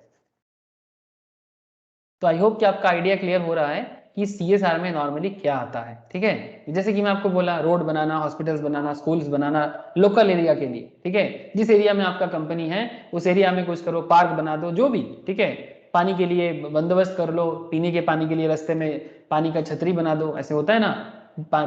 मतलब स्पेशली अभी तो समझ में नहीं आएगा, ठंड का मौसम है, बट गर्मी के दिनों में कितना जरूरत होता है। ठीक है, तो ये सब चीजों पे आप खर्चा कर सकते हो। देयर आर वेराइटीज ऑफ काम हो सकता है सर। तो वो खर्चा नाउ पॉइंट क्या है, ध्यान से और भी पॉइंट सुनो। Under section 37 subsection 1 of the income tax act 1961 only expenditure not covered under 30 to 36, जो 30 से 36 के अंदर नहीं आता, and incurred wholly and exclusively for the purpose of the business is allowed as deductions while computing taxable business income. The issue under consideration is whether CSR expenditure is allowable as deduction under 37। सवाल यही है कि क्या CSR expense को हम deductions के तौर पे 37 में शो कर सकते हैं। कंक्लूजन पे अभी आएंगे sir. It has now been clarified that for the purpose of section 37 subsection 1 any expenditure incurred by an assessee on the activities relating to corporate social responsibility referred to in section 135 of the Companies Act 2013 shall not be deemed to have been incurred for the purpose of business and hence shall not be allowed as deduction under section 37। मतलब corporate social responsibilities में जो भी खर्चा किया जाता है as per companies act 135 के हिसाब से भी, उसको इनकम टैक्स बीपी में खर्चा नहीं मानता। सेक्शन 37 सबसेक्शन 1 उसको अलाउएबल डिडक्शन के तौर पे नहीं मानता sir. The rational behind disallowance is that, इसके पीछे लॉजिक क्या देता है इनकम टैक्स वाले, the rational behind disallowance is that CSR expenditure being an application of income, CSR expenditure कोई खर्चा नहीं है, ये बिजनेस इनकम का एप्लीकेशन है। आप अगर 5 करोड़ कमाते हो भाई, 5 करोड़ का प्रॉफिट करते हो, जिस एरिया के कारण आपने प्रॉफिट किया उस एरिया को कुछ तो बनता है सर। सपोज आप किसी एरिया में कोल माइन यूज कर रहे हो, किसी एरिया में रिवर है, रिवर को यूज कर रहे हो, जैसे एक से फॉर एग्जांपल आपको थोड़ा सा बताते हैं। चलो फिर से विवेकानंद जी का एक बात आ गया सर, जबरदस्ती विवेकानंद जी को खींचने का कोई मतलब है नहीं, जबरदस्ती नहीं है। चलो आपको लेके चलते हैं एक शहर का नाम है जमशेदपुर, नाम तो सुने होंगे, क्या रे? Yes sir. है ना। झारखंड में। और एक नाम भी जाना जाता है इसका, टाटा नगर। ठीक है, बहुत ही ब्यूटीफुल सिटी है सर, इंडस्ट्रियल सिटी है, fully maintained and control by almost Tata, मतलब आधा से ज्यादा पार्ट तो टाटा ही डेवलपमेंट करता है इसका। ठीक है, इसका आधा से ज्यादा पार्ट टाटा ही डेवलप करता है, एंड बहुत ही ग्रीन सिटी है सर। इसका एक पार्क है, अगर अभी कभी भी आप लोगों में से कोई भी विजिट किया जमशेदपुर तो आप जरूर एक पार्क में जरूर जाना सर। उनका पार्क का नाम है सर जुबली पार्क। ठीक है, टाटा जुबली पार्क, बहुत अच्छा पार्क है sir, privately maintained by Tata. Free में आप जुबली पार्क में विजिट कर सकते हो, मतलब एकदम हार्ट ऑफ द सिटी में है, बहुत ब्यूटीफुली मेंटेन्ड है, मेरे को बहुत अच्छा लगता है, मैं जब भी जाता हूँ ना मेरा बहुत अच्छा लगता है। लेकिन सर मुझे आपको ये नहीं बताना है कि जुबली पार्क कितना ब्यूटीफुल है, मुझे आपको एक चीज बताना है कि ये जो CSR में क्यों खर्चा करना पड़ता है और ये एप्लीकेशन ऑफ इनकम के बारे में क्यों इनकम टैक्स बात कर रहा है। तो इसके लिए मैं आपको थोड़ा टाटा का लोकेशन के बारे में बात करना चाहता हूँ, और इसमें स्वामी विवेकानंद का भी एक कंट्रीब्यूशन है जो मुझे आपको बताना चाहिए। सर टाटा में स्वामी विवेकानंद का कंट्रीब्यूशन, अरे सर यही तो बात है ना। अच्छा देखो सर, आप लोग ध्यान दे दियो ठीक से, क्या मैप दिखाई दे रहा है आपको? बताना sir. Yes sir. Sir Jamshedpur जिस एरिया में बना है, यहाँ पर 2 रिवर है। एक रिवर का नाम है सर सुवर्ण रेखा, आई होप आपको दिखाई दे रहा है। ये जो रिवर है ना, ये सुवर्ण रेखा है, देखो नाम लिखा हुआ है, और इसका नाम है खड़काई। आई डोंट नो यहाँ पर नाम दिखेगा कि नहीं। दूसरा एक रिवर है, ये जो रिवर है ना इसका नाम है खड़काई सर, खड़काई लोकल नाम है शायद। सुवर्ण रेखा तो उड़ीसा में भी है। ठीक है, ये बंगाल होके ये रिवर बंगाल होके उड़ीसा में जाके जलेश्वर के पास से ये बे ऑफ बंगाल में घुसता है। सुवर्ण रेखा के बारे में मुझे ज्यादा नॉलेज है, but Kharkai is also a river जो जमशेदपुर एरिया से निकल रहा है, ठीक है। अब ये खड़काई और सुवर्ण रेखा दोनों रिवर के बीच में है ये जमशेदपुर, और साथ में ये जो जमशेदपुर जिस एरिया में है ना सर, ये एरिया का एक खासियत भी है, ये छोटा नागपुर टेबल लैंड के ऊपर है। छोटा नागपुर टेबल लैंड मतलब मालभूमि या फिर जो भी आप बोल सकते हो, हिल्स है, ठीक है। बट दैट इज बेसिकली इसका जो आसपास का एरिया है, आप लोगों को पता है, बचपन में जियोग्राफी में पढ़े हो आप लोग, ठीक है। उड़ीसा, छत्तीसगढ़, झारखंड का जो मिनरल्स पहाड़ी है ना, वो आसपास में मिलता है, ठीक है। और जमशेदपुर उसी एरिया में एक छोटा सा शहर है, छोटा से थोड़ा बड़ा हो गया आजकल। अब सवाल क्या है, स्वामी विवेकानंद के साथ जमशेद जी टाटा, जिन्होंने बेसिकली इस शहर को बनाया, जमशेद जी टाटा नाम जरूर सुने होंगे आप लोग। ये जमशेद जी टाटा के साथ स्वामी विवेकानंद का मीटिंग हुआ था जहाज में, शिप में। विवेकानंद कहाँ जा रहे थे सर? सर विवेकानंद जा रहा था शिकागो। अरे जानते कि नहीं जानते? है दादा। विवेकानंद विथ जमशेद जी टाटा, चलो देखते हैं, मिल जाएगा, इसका ओरिजिनल इमेज भी है। बोलो सर, कोई कुछ कहना चाहते हो क्या? इसका है रे बैकग्राउंड में इतना नॉइज। ऋषभ,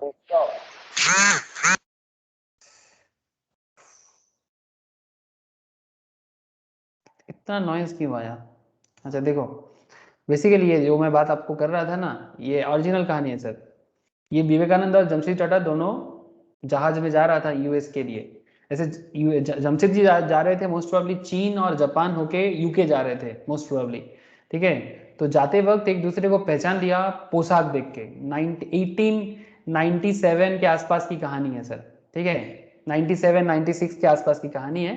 तो एक दूसरे से मिले तो जमशेद जी टाटा विवेकानंद जी को पूछ रहे कि भाई आप देखने से भारतीय लगते हो। ऐसे जहाज इंटरनेशनल था, बहुत सारा कंट्री होके यूके पहुंचेगा, ऐसा एक बात था, यूके होके फिर यूएस जाएगा, इस तरह का कुछ। विवेकानंद जी को यूएस पहुंचने में 6 मंथ से भी ज्यादा टाइम लगा।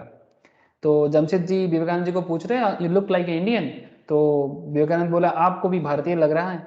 तो फिर एक दूसरे से बात चालू हो गया। तो विवेकानंद जी जमशेद जी को पूछे आप कहाँ जा रहे हो, ठीक है। तो ये बोले कि मैं तो व्यापारी हूँ, व्यापार करता हूँ, बिजनेस करता हूँ, और फॉरेन से ये पिन्स वगैरह, पेरेक वगैरह होता है ना सर, जो लोहा का चीजें होता है, या फिर मैचिस स्टिक्स वगैरह, ये सब खरीद के लाता हूँ और इंडियन मार्केट में बेचता हूँ। तो विवेकानंद जी ने टाटा जी को, तो जमशेद जी टाटा को एक बहुत बड़ा सजेशन दिया। तो बोला कि ये जो पिन वगैरह आप लाते हो, या अल्पिन जिसको हम लोग बोलते हैं, अल्पिन, पेरेक, छोटा छोटा जो भी लोहा का चीजें जरूरत होता है हमारे सोसाइटीज में आज भी होता है, तो ये तो लोहा से बनता है, आयरन ओर से बनता है। तो सवाल ये उठता है कि क्या आयरन ओर हमारे देश में नहीं है? आप जो फॉरेन से लेके आते हो, तो आप क्यों ना इंडिया में ही प्लांट बना लो। तो जमशेद जी के दिमाग में ये चीज उससे पहले कभी नहीं आया था कि वो इंडिया में प्लांट बना सकता है। बात ब्रिटिश पीरियड गई है, बट बिजनेसमैन लोग तो अपना सोच से चलता है ना।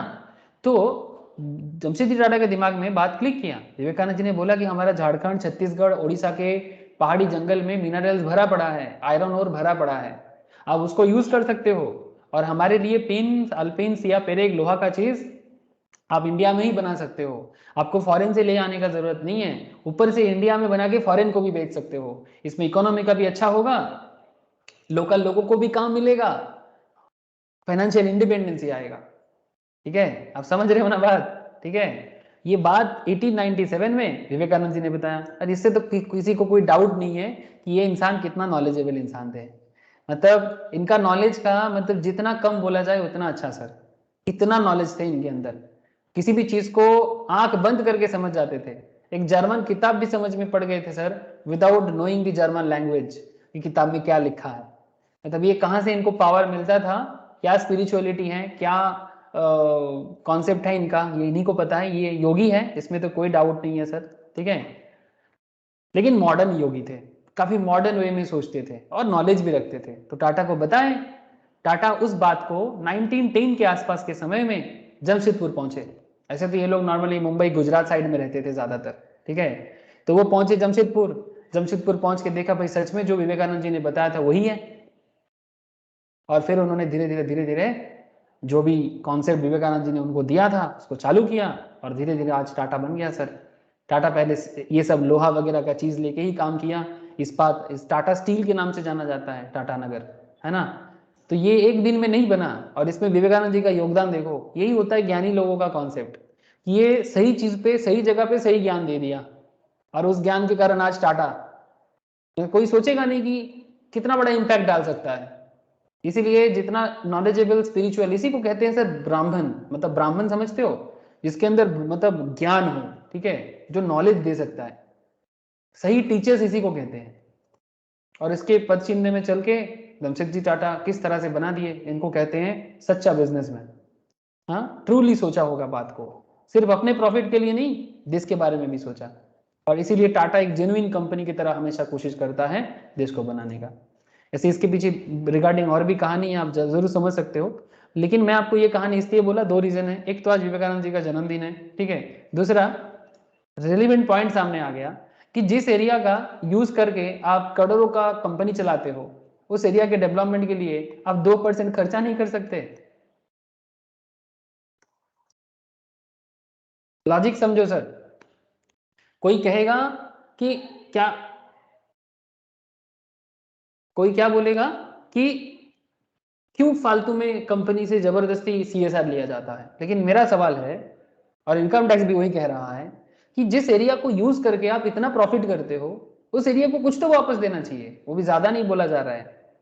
उस एरिया के लिए एज ए कंपनी आप भी कुछ करो। कोई बोलेगा सर वो तो इनकम टैक्स तो भरेगा, सरकार करेगा। सर देश बड़ा है, देश का प्रॉब्लम सॉल्व करने के लिए भी सबका हाथ बंटना जरूरी है, बड़ा कंपनी के लिए, इसलिए सीएसआर का भी प्रोविजंस रखा गया। I hope you understand. और इसलिए इसको एक्सपेंस नहीं, एप्लीकेशन ऑफ इनकम कहा जाता है।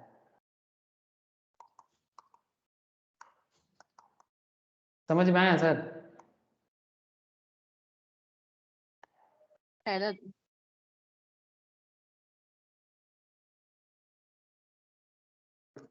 कभी जमशेदपुर विजिट करोगे ना, कभी मौका मिले, जमशेदपुर जू भी बहुत अच्छा है, और इससे भी बढ़िया मुझे लगता है जमशेदपुर का ये देखो सर, इसी पार्क के बारे में मैं बात कर रहा था, है ना सर ब्यूटीफुल, देख रहे हो ना। ये पीछे दौलमा रेंज है sir, this is a Dalma range. ये एलिफेंट का हब है सर, इसमें हाथी रहता है बहुत, ऐसे जंगल एरिया है पूरा। दौलमा रेंज छोटानागपुर मालभूमि रेंज पे, यहाँ से मेरा नेटिव के आसपास भी बहुत सारा हाथी आ जाता है। और ये है जमशेदपुर शहर का जुबली पार्क, गजब का ब्यूटीफुल है सर, सीरियसली। मैं जब जब जाता हूँ, जब जब देखता हूँ ना, खुश हो जाता हूँ देख के। ओके कभी विजिट जरूर करेंगे सर, अभी कोरोना में नहीं, बाद में। घर से 50 किलोमीटर है सर ये। आपका घर कहाँ है? झारखंड बॉर्डर में ही है सर, मयूरभंज। मयूरभंज, तब तक बहुत बार झारखंड विजिट, बॉर्डर है। तब तक बहुत बार विजिट किए होंगे। 1-2 बार ही गई हूँ। 1-2 बार ही गए हो सर? टाटा बहुत बार गई हूँ। हाँ तो वही टाटा के बारे में बात करो, जुबली पार्क वो नहीं गए? पार्क, पार्क नहीं गए। हाँ एक्चुअली काम पे कोई जाता है तो पार्क भूल जाते हैं, बट जरूर जाना। मैं तो ऐसे घूमने के लिए टाटा 3-4 बार गया, जब भी गया बस जुबली पार्क में जाके चुपचाप, उसमें एक वहाँ पर एक एरिया है, वो एक डैम है, डैम का नाम डा डॉल डालमा लेके, डालमा ऐसा कुछ नाम है, भूल गया। और ये पार्क में जाके चुपचाप सो जाता था, मेरे को बड़ा अच्छा लगता था। जू है साइड जंगल में। का रास्ता है मतलब हमारे घर से उधर से 35 या 40 किलोमीटर पड़ता है। टाटा बॉर्डर में ही है। हाँ हाँ मैं समझ गया, झारखंड बॉर्डर में है इसीलिए। तो वैसे तुम्हारा उड़ीसा में आ जाता है, उड़ीसा झारखंड बॉर्डर। ओके, तो बस यही रीज़न था मुझे आपको बताने का, और ऐसे थोड़ा विवेकानंद जी को भी याद कर लिए टाटा का नाम लेके okay, I hope you understand. आगे बढ़ते हैं सर, बहुत सारा बात करना है। The rationale behind disallowance is that CSR expenditure being an application of income is not incurred wholly or exclusively for the purpose of carrying on business। ठीक है, ये बिजनेस कैरी करने के लिए नहीं है, बेसिकली ये आप इनकम करते हो तो कुछ सोसाइटी को वापस करो, ठीक है, जो टाटा सच में करते हैं। मतलब ये तो गवर्नमेंट बनाने से पहले से टाटा करते हैं, मैं आपको ये बताना चाहता हूँ। गवर्नमेंट का रूल्स तो बाद में आया, ठीक है, ये 2% रूल बाद में आया, CSR रूल्स बाद में आया, टाटा तो पहले से ही करता है। पेंशन स्कीम भी सर बाद में आया, टाटा नहीं पहले हाँ, पेंशन स्कीम लाया था। हाँ टाटा नहीं पहले पेंशन स्कीम लाया था। अब समझ रहे हो ना, मतलब ये है टाटा, मतलब क्या सोच है सर, मतलब मानना पड़ेगा। है पारसी, ईरानी है सर ये लोग, लेकिन बहुत दिन पहले, आज से कम 700-800 साल भी पुराना बात होगा, 1000 साल पुराना होगा, जब पारसी लोग इंडिया में आ गए थे ईरान से। ईरान में वो अलेक्जेंडर अटैक किया था, उसके बाद में बहुत सारा ईरानी भारत में आ गया था शरण के कारण, मतलब उनको भारत में शरण चाहिए था, they want to just leave here. तो बॉम्बे में एक राजा था, तो बॉम्बे का जो राजा था उस टाइम पे, तो उनको जाके ईरानी लोग बोला कि, पारसी मतलब ईरानी मतलब पारसी, तो बोला कि हम रहना चाहते हैं। तो बोलता है आज रहने देंगे, कल बोलेंगे देश हमारा। बोलते तब उसने एक बहुत अच्छा बात किया था ईरानी लोगों ने, मतलब ईरानी का जो राजा थे, वो उनका जो लीडर थे ये पारसी लोगों का, तो बोला कि एक कटोरा दो और एक गिलास, एक कप दो और एक कप के साथ पानी और शुगर, ठीक है। तो इसमें वाटर डाला और शुगर लिया, किसी से मंगवाया, मतलब वहीं पर उस राज्यसभा में। तो बोला इस कप के अंदर शुगर और पानी डाल के उसको गोल दिया सर, मतलब जैसे हो देता ना। तो बोलते हैं हम लोग पारसी लोग ना भारतीय के साथ ऐसे घुल मिल जाएंगे कि आप कभी पहचान ही नहीं पाएंगे कि हम किसी और कंट्री से आके यहाँ पर रह रहे हैं। तो बॉम्बे का जो राजा था उनको बड़ा अच्छा लगा था बात, और उसके बाद एक पूरा एरिया ही उन लोगों को दे दिया था कि भाई आप लोग रहो अपने हिसाब से।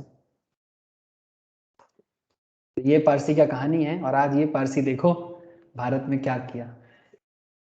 इसको कहते हैं देशभक्ति और सच्चाई। जिस देश में मुझे शरण मिला उस देश के लिए कुछ करने का जो कॉन्सेप्ट है ना, सच में सीखने लायक है। कि हम किसी देश में आते हैं, हम बाहरी हैं, बट ये प्रूव नहीं होने देते कि हम बाहर के हैं, लूटने नहीं प्यार करने आते हैं, इसको कहते हैं sir.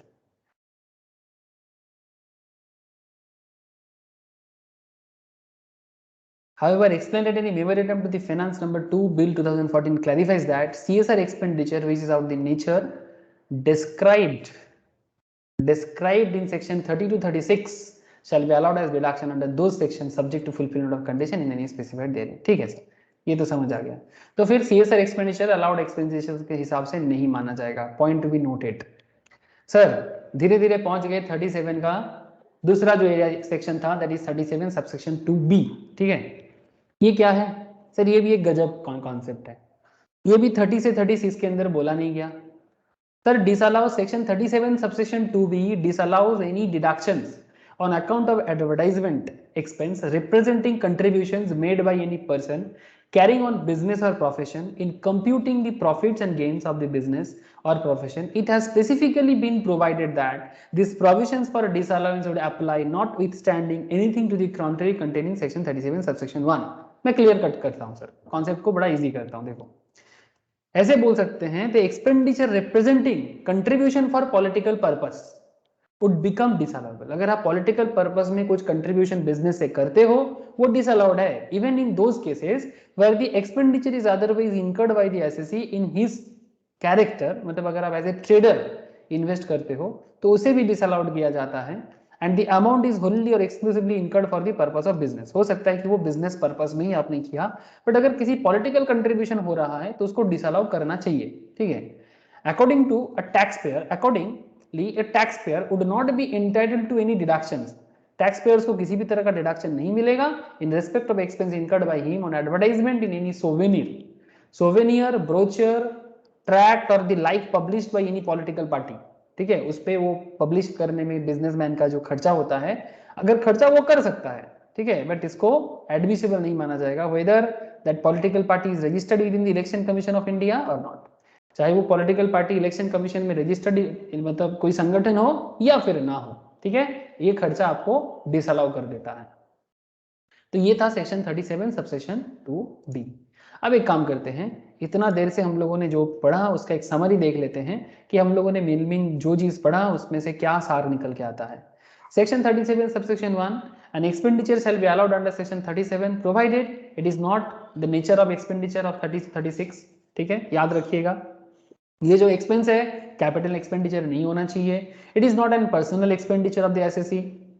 It is laid out and expended wholly and exclusively for the purpose of business and profession। It is not incurred for any purpose which is an offence और which is prohibited by law, medical association का बात याद रखिएगा। It is not an expenditure incurred by the assessee on CSR activities referred to in section 135 of the companies act 2013, याद रखिएगा sir. फिर आता है बात सेक्शन 37(2)(b) का। सेक्शन 37(2)(b) आपको क्या कहता है, any expenditure incurred for advertisement in any souvenir, brochure, tract, pamphlet etc. published by a political party is not allowable as deduction. ठीक है, that is section 37(2)(b). तो ये था 37 का क्रिटिकल एनालिसिस। बोलो सर, क्लियर हुआ की बात या नहीं? Yes sir. कैसा, एक सेकेंड ड्रिंक्स ब्रेक। हाँ,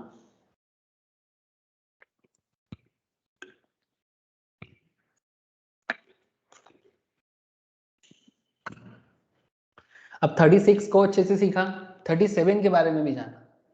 अब आगे बढ़ना है, सेक्शन 40 के बारे में बात करेंगे सर। ठीक है, सेक्शन 40 थोड़ा झमेला वाला है।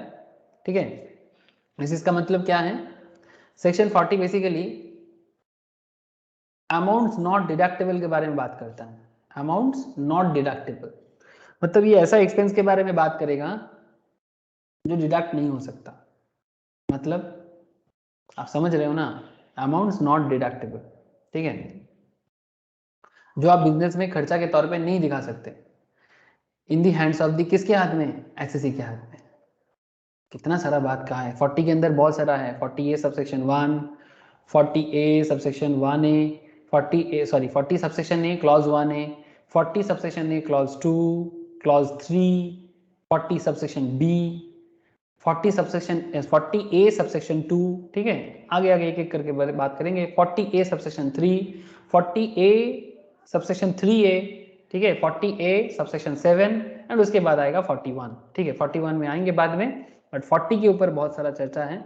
थोड़ा सा मैं आपको ओवरव्यू देता हूँ, एक क्वेश्चंस भी है, कोशिश करता हूँ अभी सॉल्व करने का, अगर हो जाए तो सेक्शन समझना, तो कोशिश भी करेंगे प्रॉब्लम को बताने का। ठीक है, इसमें ये 40 के केस में ना थोड़ा टीडीएस वगैरह का चर्चा हो जाएगा। ऐसे में हम लोग को अभी टीडीएस एडवांस टेस्ट के बारे में बात नहीं किया, तो थोड़ा सा आपको ऐसा लग सकता है कि थोड़ा सब समझ में नहीं आ रहा है, बट आप कोशिश करना। जैसे मैं इसके बाद टीडीएस टीसीएस का भी जब क्लासेस प्रोवाइड करूंगा ना, ऐसे मैं आप लोगों को नोट्स दे दूंगा। आप लोग चाहो तो टीडीएस टीसीएस का आप लोग गो थ्रू कर सकते हो। ऐसे ये कैप्सूल है, क्विक रिकैप कैप्सूल है, ये भी मैं सबको प्रोवाइड करूंगा। इसमें आपको ना एडवांस टैक्स, टीडीएस, ये सब का ना थोड़ा आइडिया मिल जाएगा कि मतलब कितना टीडीएस काटते हैं, किसके केस में कितना टीडीएस का कॉन्सेप्ट है। क्योंकि ये 40A का जो बात मैं अभी करने जाऊंगा ना, इसमें टीडीएस का बाद हर बार में आएगा, जिसमें सेक्शन 192, 192A, 193 ऐसे वेराइटीज ऑफ आएगा। तो ये टीडीएस टीसीएस का सेक्शंस है। ठीक है, मैं अपडेटेड कैप्सूल्स जो भी होगा उसके उसी को आप लोगों को शेयर करूंगा। देख रहा हूँ सर अपडेटेड कैप्सूल्स। ठीक है, जैसे ही मुझे मतलब अवेलेबल हो जाता है मैं आप लोगों के साथ शेयर करूंगा। तो ये टीडीएस टीसीएस इसके बारे में चर्चा इसलिए मैं अभी ज़्यादा नहीं कर पाऊंगा, बट ये आज जो 40 का जो सेक्शंस है ना, इसमें टीडीएस का बहुत ज़्यादा यूज हुआ है। ठीक है, मतलब कनेक्टेड है, तो टीडीएस टीसीएस का पॉइंट के साथ ये करेंट बीपी का जो सेक्शंस है बड़ा कनेक्ट रहेगा सर, इसीलिए मैं थोड़ा सा बात कर लिया। ओके, ठीक है सर, आगे बढ़ते हैं। तो सेक्शन 40 इनएडमिसिबल डिडक्शंस के बारे में बात करता है। Inadmissible deductions by dividing the assessee into distinct group. अब यहाँ पर क्या करता है सर कि एसएससीज को अलग अलग ग्रुप में बांट देता है। This section places absolute restraint on the deductibility of certain expenses as follows. In the case of any assessees the following expenses are not deductible. कुछ एसएससीज के केस में कुछ एक्सपेंसेस को डिडक्ट करने का मौका नहीं मिलता। ठीक है, जैसे कि एक बोला sir section 40 subsection A clause 1। ठीक है, ये सेक्शन 40 सबसेक्शन ए क्लॉज 1 क्या बताते हैं? अगर मैं शॉर्ट में बताऊं तो बात कुछ ऐसा,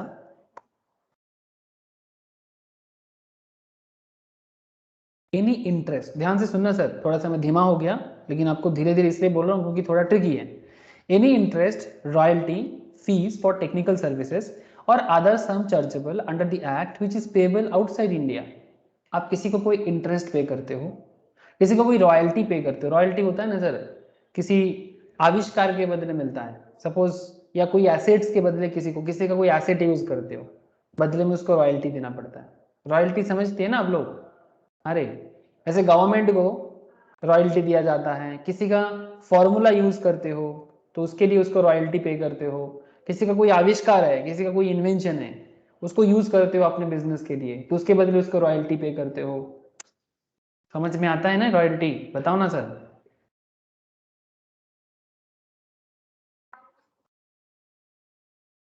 यस सर, ऑथर का सब बुक वगैरह भी जो अगर पब्लिश करते तो उसमें भी रॉयल्टी वगैरह रहती है। हाँ, ऑथर का किताब वगैरह में, मानो कि उस किसी ऑथर का कोई किताब आप यूज करोगे, ठीक है, तो उस किताब को यूज करके आप कुछ करना चाहते हो, कुछ फॉर्मूला या कुछ भी उससे मिलता है आपको, तो ऑथर को रॉयल्टी पे करो, ठीक है।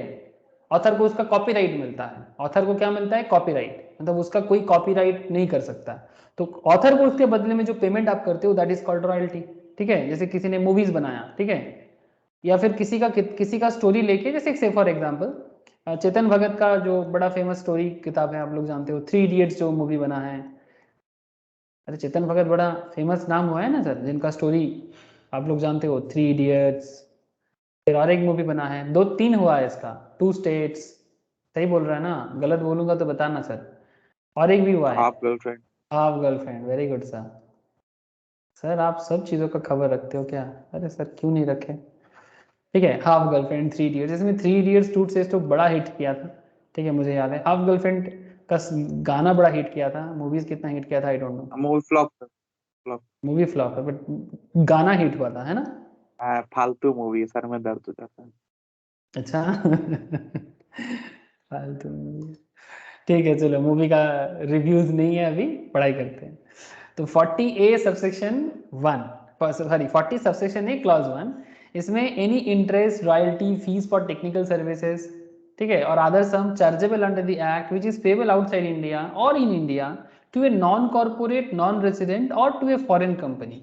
नॉन कॉर्पोरेट, नॉन रेसिडेंट मतलब आप किसी ऐसे इंसान को पेमेंट कर रहे हो, ठीक है, या तो आउटसाइड इंडिया कर रहे हो या फिर इंडिया में ही कर रहे हो बट वो नॉन रेसिडेंट है। मतलब नॉन रेसिडेंट का मतलब तो आप लोग जानते हो, रेसिडेंशियल स्टेटस चैप्टर के अंदर पढ़ाया जाता है। जिन्होंने रेसिडेंशियल स्टेटस नहीं पढ़ा उनको पढ़ाया जाएगा बहुत जल्दी। रेसिडेंशियल स्टेटस क्या है?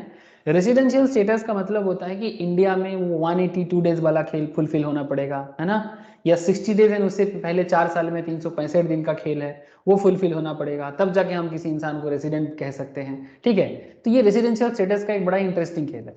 तो अगर कोई नॉन कॉर्पोरेट, नॉन रेसिडेंट्स या फॉरेन कंपनी को पेमेंट दिया जा रहा है on which tax deductible at source, मतलब TDS has not been deducted, मतलब बिना टीडीएस काटे हुए किसी को इंटरेस्ट दे दिया, रॉयल्टी दे दिया, फीस दे दिया टेक्निकल सर्विसेज के लिए, और after deductions has not been paid on or before the due date, या फिर टीडीएस काट लिया, बट सरकार के घर में जमा नहीं हुआ as per section 139 subsection 1, due date के अंदर सरकार के घर में जमा नहीं हुआ। तो ऐसे केसेस में जो अमाउंट का इंटरेस्ट, मतलब जो अमाउंट का पेमेंट आपने किसी को किया, ठीक है, चाहे वो नॉन कॉर्पोरेट हो या इंडियन हो, ठीक है, और इन इंडिया तो वे नॉन कॉर्पोरेट, नॉन रेजिडेंट को या फॉरेन कंपनी को, जिसमें टैक्स डिडक्ट तो कर लिया लेकिन गवर्नमेंट को पेमेंट नहीं किया, या फिर टैक्स काटा ही नहीं, या फिर टीडीएस काटा ही नहीं, तो क्या ऐसा केसेस में आपको उसका डिडक्शन मिलेगा? तो कहता है कि नहीं मिलेगा, लेकिन कुछ कंडीशंस भी हैं, आगे आगे बात करूंगा मैं आपसे, ठीक है, डिटेल्स में। However, if such tax has been deducted in any subsequent year, लेकिन अगर मानो बाद में किसी दूसरे ईयर में, मानो कि 2021-22 का पेमेंट था, उस टाइम पे टीडीएस नहीं काटा, लेकिन उसका टैक्स बाद में काट लिया, सब्सिक्वेंट ईयर 22-23 में काट लिया, और has been deducted in the previous year but paid in the subsequent year, लेकिन पहले काट चुका था 21-22 में, टीडीएस डिडक्ट हो चुका था बट पेमेंट हुआ 22-23 में, after the due date specified under section 139 subsection 1, 139 subsection 1 TDS deductions के बारे में डेट के स्पेसिफाई करता है। टीडीएस चैप्टर में बात करूंगा सर कि किस डेट के अंदर टीडीएस किसके लिए, सबका अलग अलग डेट का हिसाब है। such sum shall be allowed as deductions in computing the income of the previous year in which such tax is paid। तो जिस पर्टिकुलर ईयर में आप गवर्नमेंट के घर में टैक्स जमा करोगे उस पर्टिकुलर ईयर में आपको डिडक्शंस दिया जाएगा, लेकिन जब तक गवर्नमेंट के घर में जमा नहीं होगा या फिर आप टीडीएस नहीं काटते हो तब तक आपको डिडक्शन नहीं दिया जाएगा। मतलब आप समझ रहे हो ना सर? जब कोई बिजनेसमैन किसी को इंटरेस्ट पे करता है, जब कोई बिजनेसमैन किसी को रॉयल्टी पे करता है, जब कोई बिजनेसमैन किसी को फीस पे करता है, ये उसके लिए एक्सपेंस तो है। हेलो, अरे हाँ या ना? Yes sir. है ना? किसी भी बिजनेस के लिए किसी को इंटरेस्ट पे करना, रॉयल्टी पे करना, फीस पे करना, टेक्निकल सर्विस चार्ज पे करना, उसके लिए एक्सपेंस तो है। लेकिन सवाल ये उठता है, आप एक्सपेंस पे कर रहे हो किसको? वो भी आउटसाइड इंडिया में, ऊपर से नॉन कॉर्पोरेट नॉन रेसिडेंट्स को, ऊपर से फॉरेन कंपनी को। टीडीएस काटो भाई, नहीं तो गवर्नमेंट को मुश्किल हो जाएगा। टीडीएस काट के पेमेंट करो उनका, लेकिन आपने नहीं किया, या फिर टीडीएस काट लिया पर गवर्नमेंट के घर में ड्यू डेट से पहले जमा नहीं किया, तो गवर्नमेंट आपको क्यों अलाउ करेगा? 40A सबसेक्शन ए क्लॉज आई आपको ये कहता है। बात समझ में आ रहा है?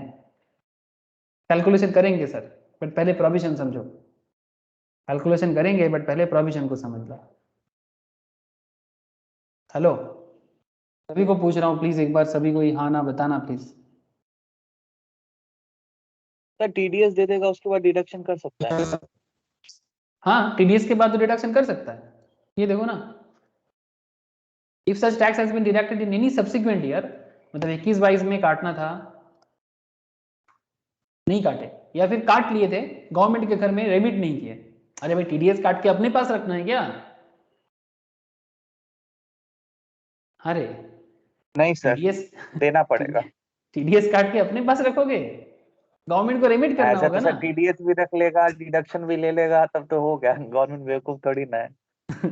तो टीडीएस काट लिया तो गवर्नमेंट को जमा करो ड्यू डेट के अंदर 139 सबसेक्शन 1। तो या तो काटना भूल गया या फिर काट के जमा करना भूल गया, तो गवर्नमेंट कहता है तब तो आपको कोई एडमिसिबल डिडक्शन नहीं है। बट हाँ, if such tax has been deducted in any subsequent previous year or has been deducted in the previous year but paid in the subsequent year after the due date, such sum shall be allowed as deduction in computing the income of the previous year in which such tax is paid। जिस साल tax पे करोगे उस साल का previous उस साल का इनकम के साथ आपको डिडक्शन का मौका मिलेगा।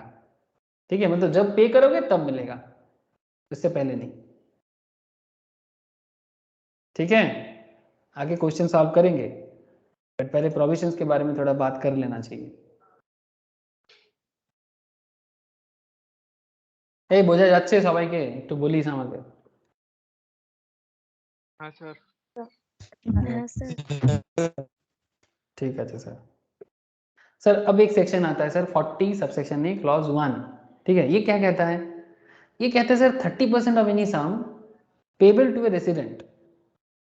रेसिडेंट मतलब देश के अंदर, हाँ, मतलब जो इंडिया का रेसिडेंट है, जिनका रेसिडेंशियल स्टेटस मिसिंग है या भूल गए हैं, उनको मैं रेसिडेंशियल स्टेटस का क्लास शेयर करूंगा, प्लीज कर लीजिएगा।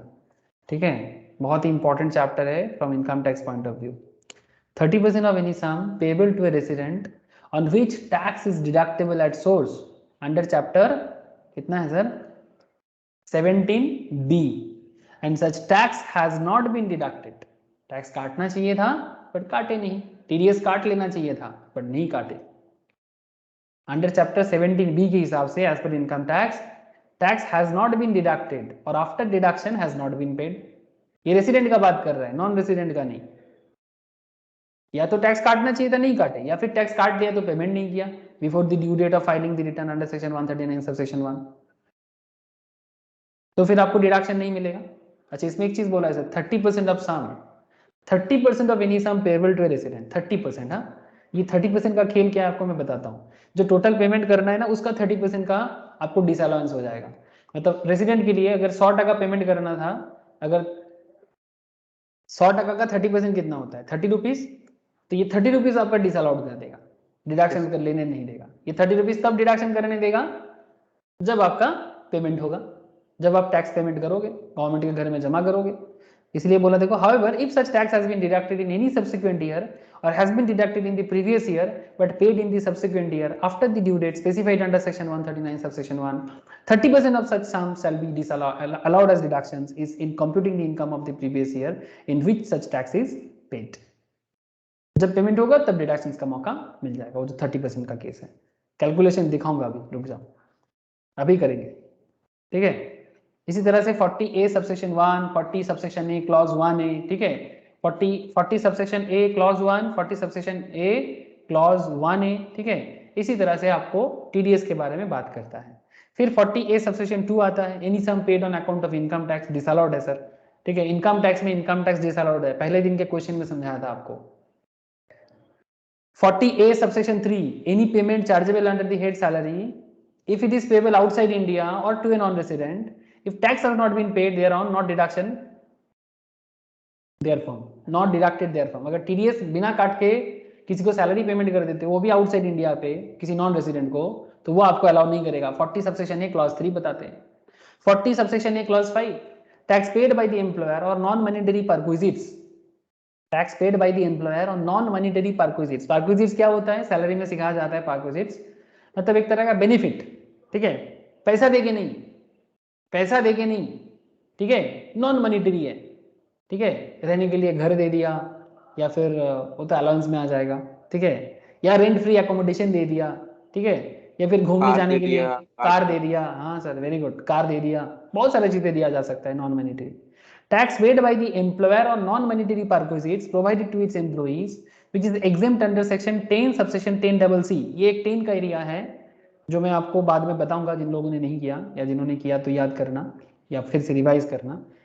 Income which do not form part of total income, that is section 10 subsection, मतलब 10 का एरिया है, जिसमें सेक्शन 10 सबसेक्शन 10C के अंदर क्या बताते हैं, provided to an employ is exempt under section 10 subsection 10C in the hands of employ, तो ये डिडक्शंस भी नहीं मिलेगा, ठीक है।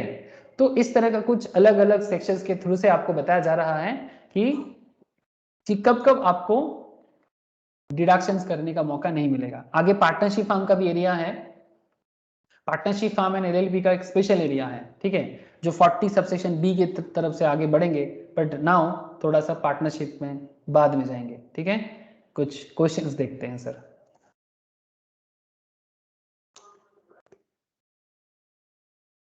इतना देर से जो पढ़ रहे हैं ना, एक आइडिया लग जाएगा।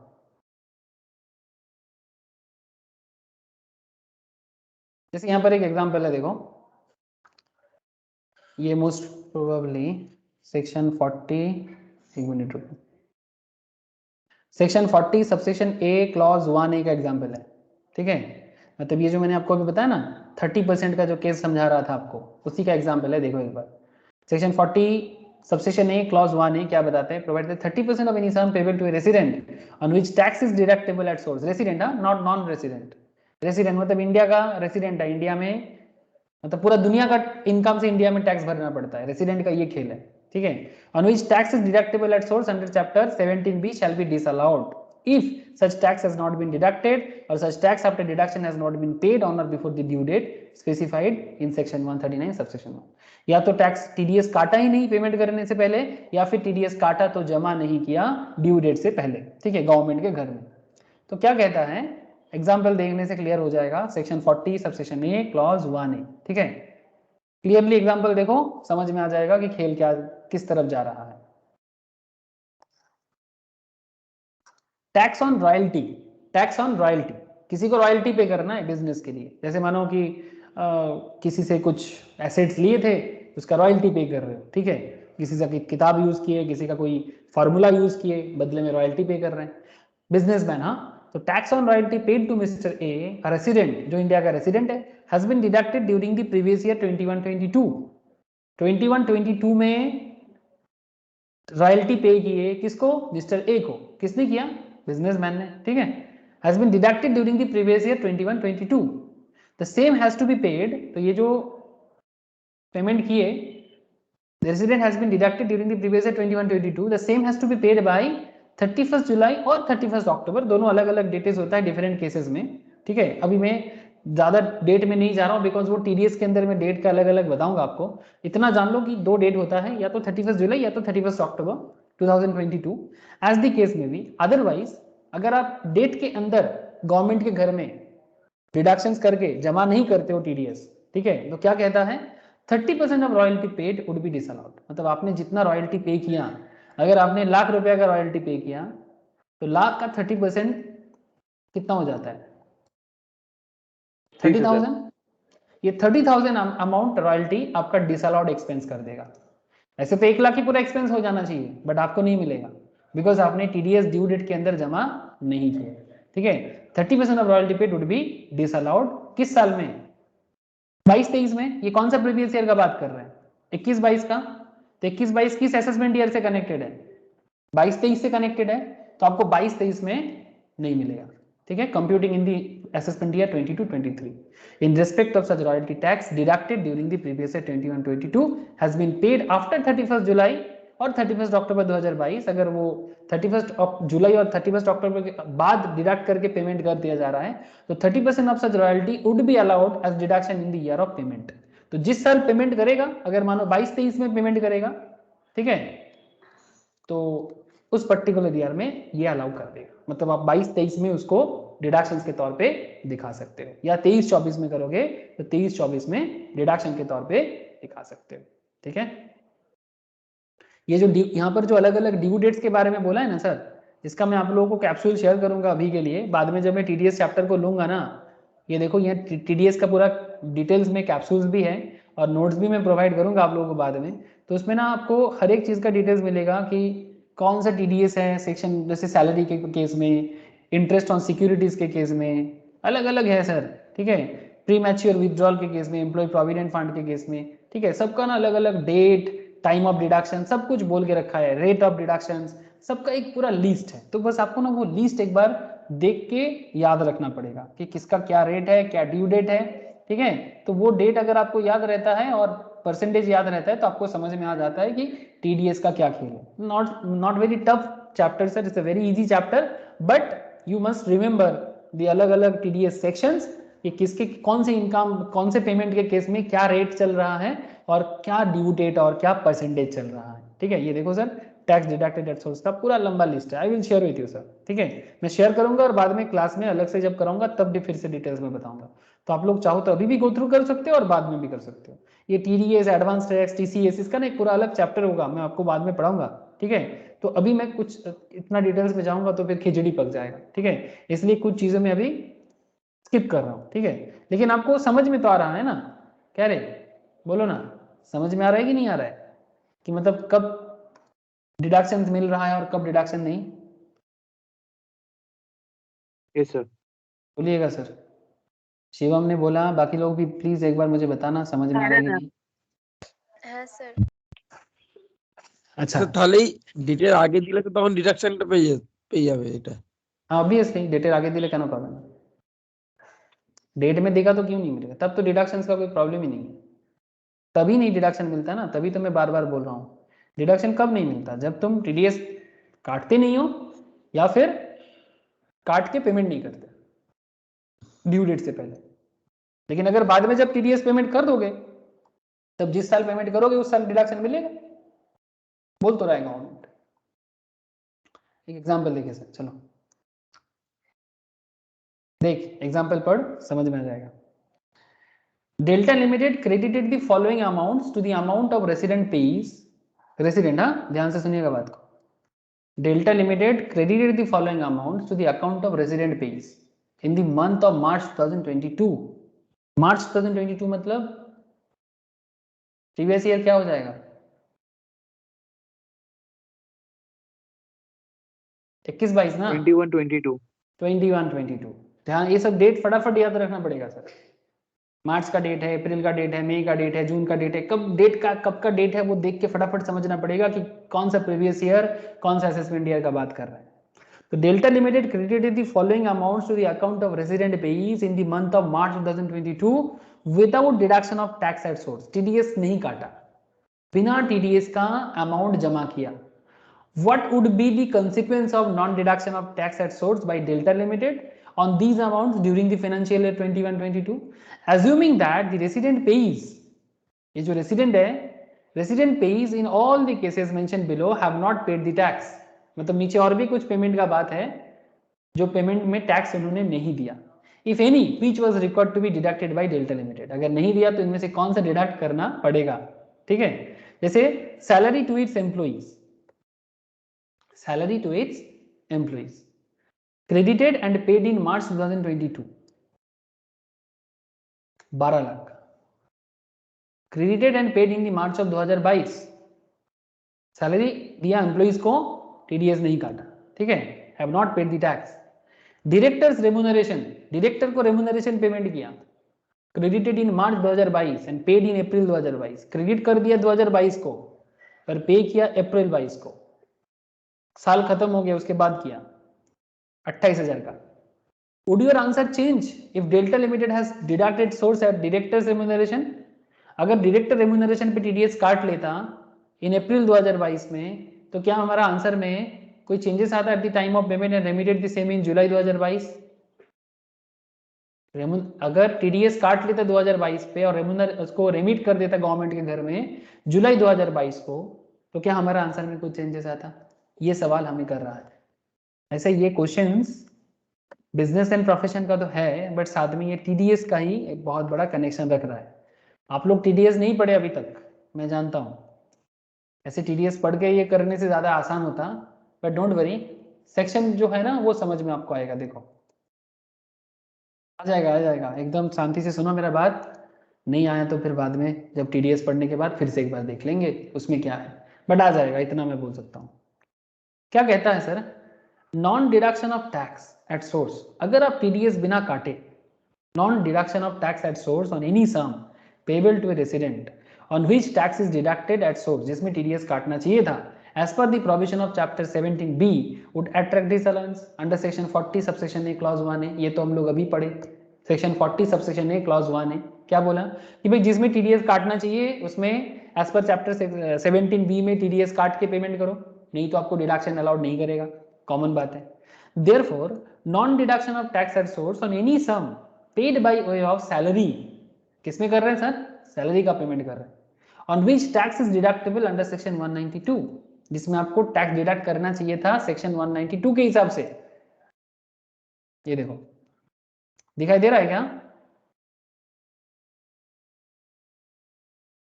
ये टीडीएस का समरी है, क्या आप लोग दिखाई दे पा रहे हो सर, देख पा रहे हो आप लोग? हाँ सर। जो मैं अभी 192 का जो मैंने जिक्र किया, हाँ सर 192 का जो मैंने बात किया, ये देखो सेक्शन 192 कौन से पेमेंट के बारे में काम करता है, सैलरी के बारे में काम करता है। Basic exemption limit 2.5 lakh 3 lakh का जो है उसी के हिसाब से, ठीक है।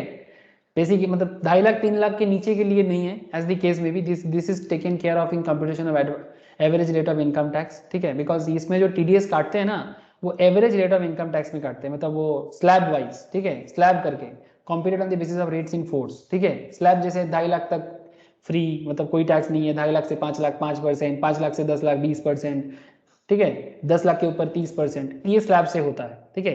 पेयर कौन है, कौन टीडीएस पे करेगा, any person responsible for paying any income chargeable under the head salary, ठीक है, उनको पे करना होगा। पेई कौन है, इंडिविजुअल एम्प्लॉय, कौन पे करेगा, इंडिविजुअल एम्प्लॉय। गवर्नमेंट को कौन देगा, जो सैलरी मतलब बेसिकली एम्प्लॉयर, ठीक है, इनको काटना है। टाइम ऑफ डिडक्शन क्या होगा, eight the time of payment, ठीक है। ये 192 कहता है sir. I hope you understand कि टीडीएस का जो सेक्शंस है वो कैसे कनेक्ट कर रहा है पॉइंट को, ठीक है। बस ये छोटा सा एग्जांपल से आपको समझ में आ जाएगा। तो अब बात को आगे बढ़ाते हैं सर, ध्यान से सुना। तो सेक्शन 192 डिडक्टेबल अंडर सेक्शन 192 और एनी सम क्रेडिटेड और paid by way of directors remuneration on which tax is deductible under section 194J। Sir चलो देख लेते हैं डायरेक्टर रेम्यूनरेशन का जो टीडीएस है उसके बारे में क्या कहा है। 194J में चलते हैं। 194A B B C D, एक सेकेंड मिल जाएगा।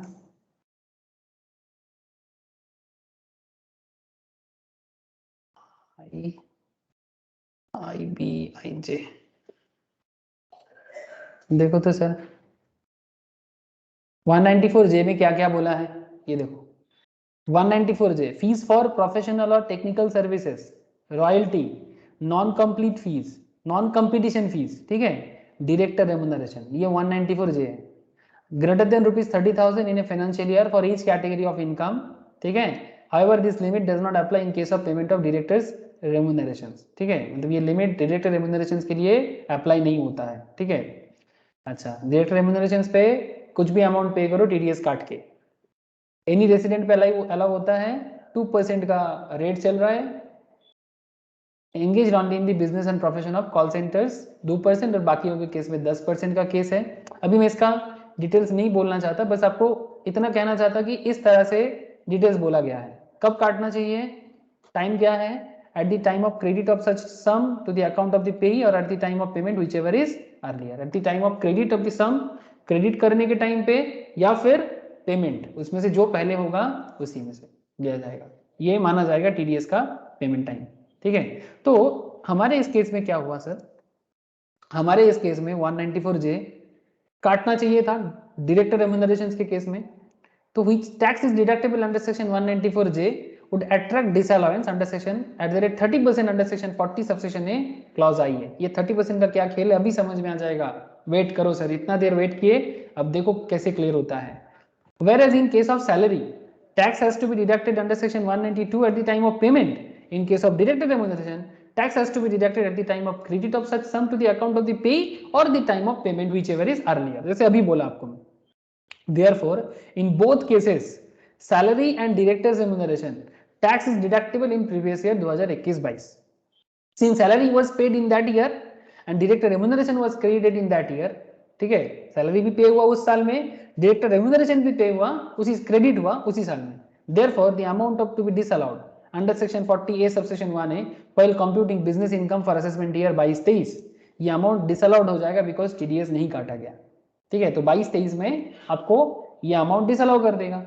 अब इसका कैलकुलेशन कैसे देखने में होगा, देखो सर, मतलब कितना अमाउंट डिसअलाउड होगा इसका भी तो हिसाब हो जाना चाहिए। तो ये रहा हिसाब, ध्यान से सुनना, संपत पूछ रहा था मेरे को बार बार, देख सैलरी 12 लाख का था, ठीक है, टैक्स डिडक्टेबल अंडर सेक्शन 192 होना चाहिए, तो इसका 12 लाख का 30% कितना होता है, 3,60,000। ठीक है, तो 40 सबसेक्शन ए क्लॉज 1A में कितना डिडक्शन डिसअलाउ कर लेगा, 3,60,000। ठीक है, बाकी अलाउड करेगा, 3,60,000 डिसअलाउड हो जाएगा। डायरेक्टर रेम्यूनरेशन पे 28,000, बिकॉज ये रेसिडेंट है ना सर, रेसिडेंट का केस का बात कर रहे हैं। डायरेक्टर रेम्यूनरेशन 28,000 का है, इसका 30% 8,400, इसका डिडक्शन हो जाना चाहिए था टीडीएस 194J के हिसाब से without any threshold limit. Director के केस में कोई लिमिट नहीं है, वो 30,000 का जो लिमिट बाकियों के केस में होता है, डायरेक्टर के केस में कोई लिमिट नहीं होता। ठीक है, क्योंकि बाकियों के केस में 30,000 का लिमिट होता है, आपको मैंने अभी दिखाया। आप लोगों को बात समझ में आ रहा है सर? ये देखो बाकियों के केस में 30,000 से ऊपर जाना चाहिए, बट ये देखो यहाँ पर क्लियर कट लिखा हुआ है, this limit does not apply in case of payment of director remuneration. बात समझ में आ रहा है सर? बोलो। Yes sir. हाँ बोलो सर, बोलो। क्या कंप्लीशन आ रहा है sir? Disallowance under section 40 subsection A clause 1A total कितना हो गया, 3,68,400, 3,68,400 क्लियर कट बता रहा है सर। तो if the tax is deducted on director remuneration in the next year, अगर टीडीएस नेक्स्ट ईयर काटा जाता है, दैट इज प्रीवियस ईयर 22-23 में, at the time of payment and remitted to the government, the time जब government को remit करेगा, the amount of 8,400 would be allowed as deduction while computing the business income of assessment year 23-24। ठीक है, उस time पे वो deduction allow करेगा आपको, जब आप 23-24 में गवर्नमेंट रेम्यूनरेशन दोगे। जैसे यहाँ पर बोला गया था ना, एक क्वेश्चन था इनके इसमें, हमारे इस क्वेश्चन के अंदर, कि अगर director रेम्यूनरेशंस, would your answer change if delta limited has deducted at director remuneration in April 22, that is 22-23, और उसको रिमिट करता है गवर्नमेंट को जुलाई 22, दैट इज 22-23, तो 22-23 में अगर आप डिडक्ट करोगे तो 23-24 असेसमेंट ईयर में आप उसको डिडक्शन के तौर पे दिखा सकते हो। हेलो, क्लियर हुआ बात? Yes sir. Any doubt sir? हाँ सर। हाँ सर, इतना बड़ा है, डर लग गया तेरा है सुन के। बुझा कैसे? बोलो ना रे सब कोई, बुझा कैसे? हाँ सर। तो इसी तरह से आप लोगों को पढ़ाई करना है। अगर आप इस तरह से पढ़ोगे तो आपको चीजें समझ में भी आएगा और क्लियर भी होगा। ये इलस्ट्रेशन 11 मैंने नोट्स दे के रखा, आप लोग एक बार घर में जरूर गो थ्रू करेगा। ठीक है, ये आपका इंटरेस्ट रॉयल्टीज के ऊपर ही क्वेश्चंस है। ठीक है, या फिर मैं अभी एक बार बोल दूं? अच्छा ठीक है, बोल देता हूँ। चलो, इलस्ट्रेशन 11 एक बार फटाफट देखो, डिस्कशन है इलस्ट्रेशन 11 का। ठीक है, मैं नेक्स्ट क्लास में इसको लेता हूँ, आप लोग घर में गो थ्रू करें एक बार। सेक्शन मैंने आपको समझा दिया। ठीक है, इसमें section 40 subsection A clause 1A का यूज हुआ है। Section 40 subsection A clause 1A का यूज हुआ है क्वेश्चन एक बार मैं आपको बोल देता हूँ। During the financial year 21-22 the following payment and expenditure were made incurred by mister Yoban Raja, जो एक रेसिडेंट इंडिविजुअल है जिसका turnover during the year ended 31 March 2021 में 99 लाख का है। ठीक है, इसमें इंटरेस्ट 45,000 का पे किया रहमान एंड कंपनी को, जो एक resident partnership firm without deducting tax at source, TDS बिना काट के। 10 लाख का पेमेंट किया सैलरी के हिसाब से रेसिडेंट इंडिविजुअल को, जिसमें भी टीडीएस नहीं काटा। कमीशन पे किया 16,000 का, पेड टू मिस्टर विद्यासागर, जो 2 जुलाई 2021 को विदाउट डिडक्शन एट सोर्स। ठीक है, आपको पूछा जा रहा है briefly discuss whether any disallowance arises under the provision of section 40A subsection 40 subsection A clause 1A of the Income Tax Act 1961, assuming that the payees in all the cases mentioned above have not paid the tax, ठीक है, if any which was required to be deducted by Mr. राजा, जो deduct उसको करना चाहिए था लेकिन किया नहीं। ठीक है, तो क्या होगा इसका डिडक्शंस का क्या खेल रहेगा। ठीक है, तो ये क्वेश्चन है, नीचे इसका सजेस्टिव आंसर्स भी दिया हुआ है, आप चाहो तो हेल्प ले सकते हो, लेकिन उससे पहले हम लोग खुद से जरूर ट्राई करें। ठीक है, प्रोविजंस तो मैंने आपको बता दिया 40A सबसेक्शन 1A का, लेकिन आपको जो चीज तंग करेगा वो है टीडीएस का कॉन्सेप्ट। तो एक काम करते हैं ना सर, एक होमवर्क के तौर पे आप लोगों को एक काम करते हैं, मैं आप लोगों को टीडीएस का ये कैप्सूल शेयर कर देता हूँ। ठीक है, बात को ध्यान से सुनिएगा सर, थोड़ा मेहनत खुद भी करना है, थोड़ा रिसर्च खुद से करना चाहिए ना, तभी ना जाके एक्सपर्ट बन पाओगे। तो ये टीडीएस का जो डेटा है मैं आपको शेयर करता हूँ, अब पूरे टीडीएस को छान मारो, एक एक सेक्शन छान मारो, रिसर्च करो, रिसर्च करने के बाद आप ये क्वेश्चंस को सॉल्व करो। आप हेल्प जरूर लो, क्वेश्चंस के अंदर जो आंसर दिया है उसका भी हेल्प लो, अगर उसके बाद भी कोई डाउट आपको रहे आप मुझे नेक्स्ट क्लास में जरूर पूछें। ठीक है, लेकिन अभी भी सेक्शन 40 का एरिया कंप्लीट नहीं हुआ, तो in our next lecture section 40 का, सॉरी स्पेशली मैं बाकी जो एरिया है like 40B partnership farm LLP का क्या केस है, ठीक है, फिर आपका 40A सबसेक्शन 2 जिसमें expense are payment not deductible in certain circumstances, इसका कुछ एरिया है। ठीक है, 40A3 का भी एक एरिया है, आई विल डिस्कस सर। तो इस तरह से 40 का एरिया कंप्लीट करने का पूरा ट्राई रहेगा, और जैसे ही 40 एरिया हो जाए फिर 44A भी, जिसके बारे में मैं पहले भी बात किया, ऑडिट के बारे में बात करता है सर, टैक्स ऑडिट। ठीक है, एंड फिर 44AD एंड AE, बस, और आई थिंक 2 क्लास लगेगा, फिर हम लोग ये बीपी में पूरा कंट्रोल हासिल कर लेंगे।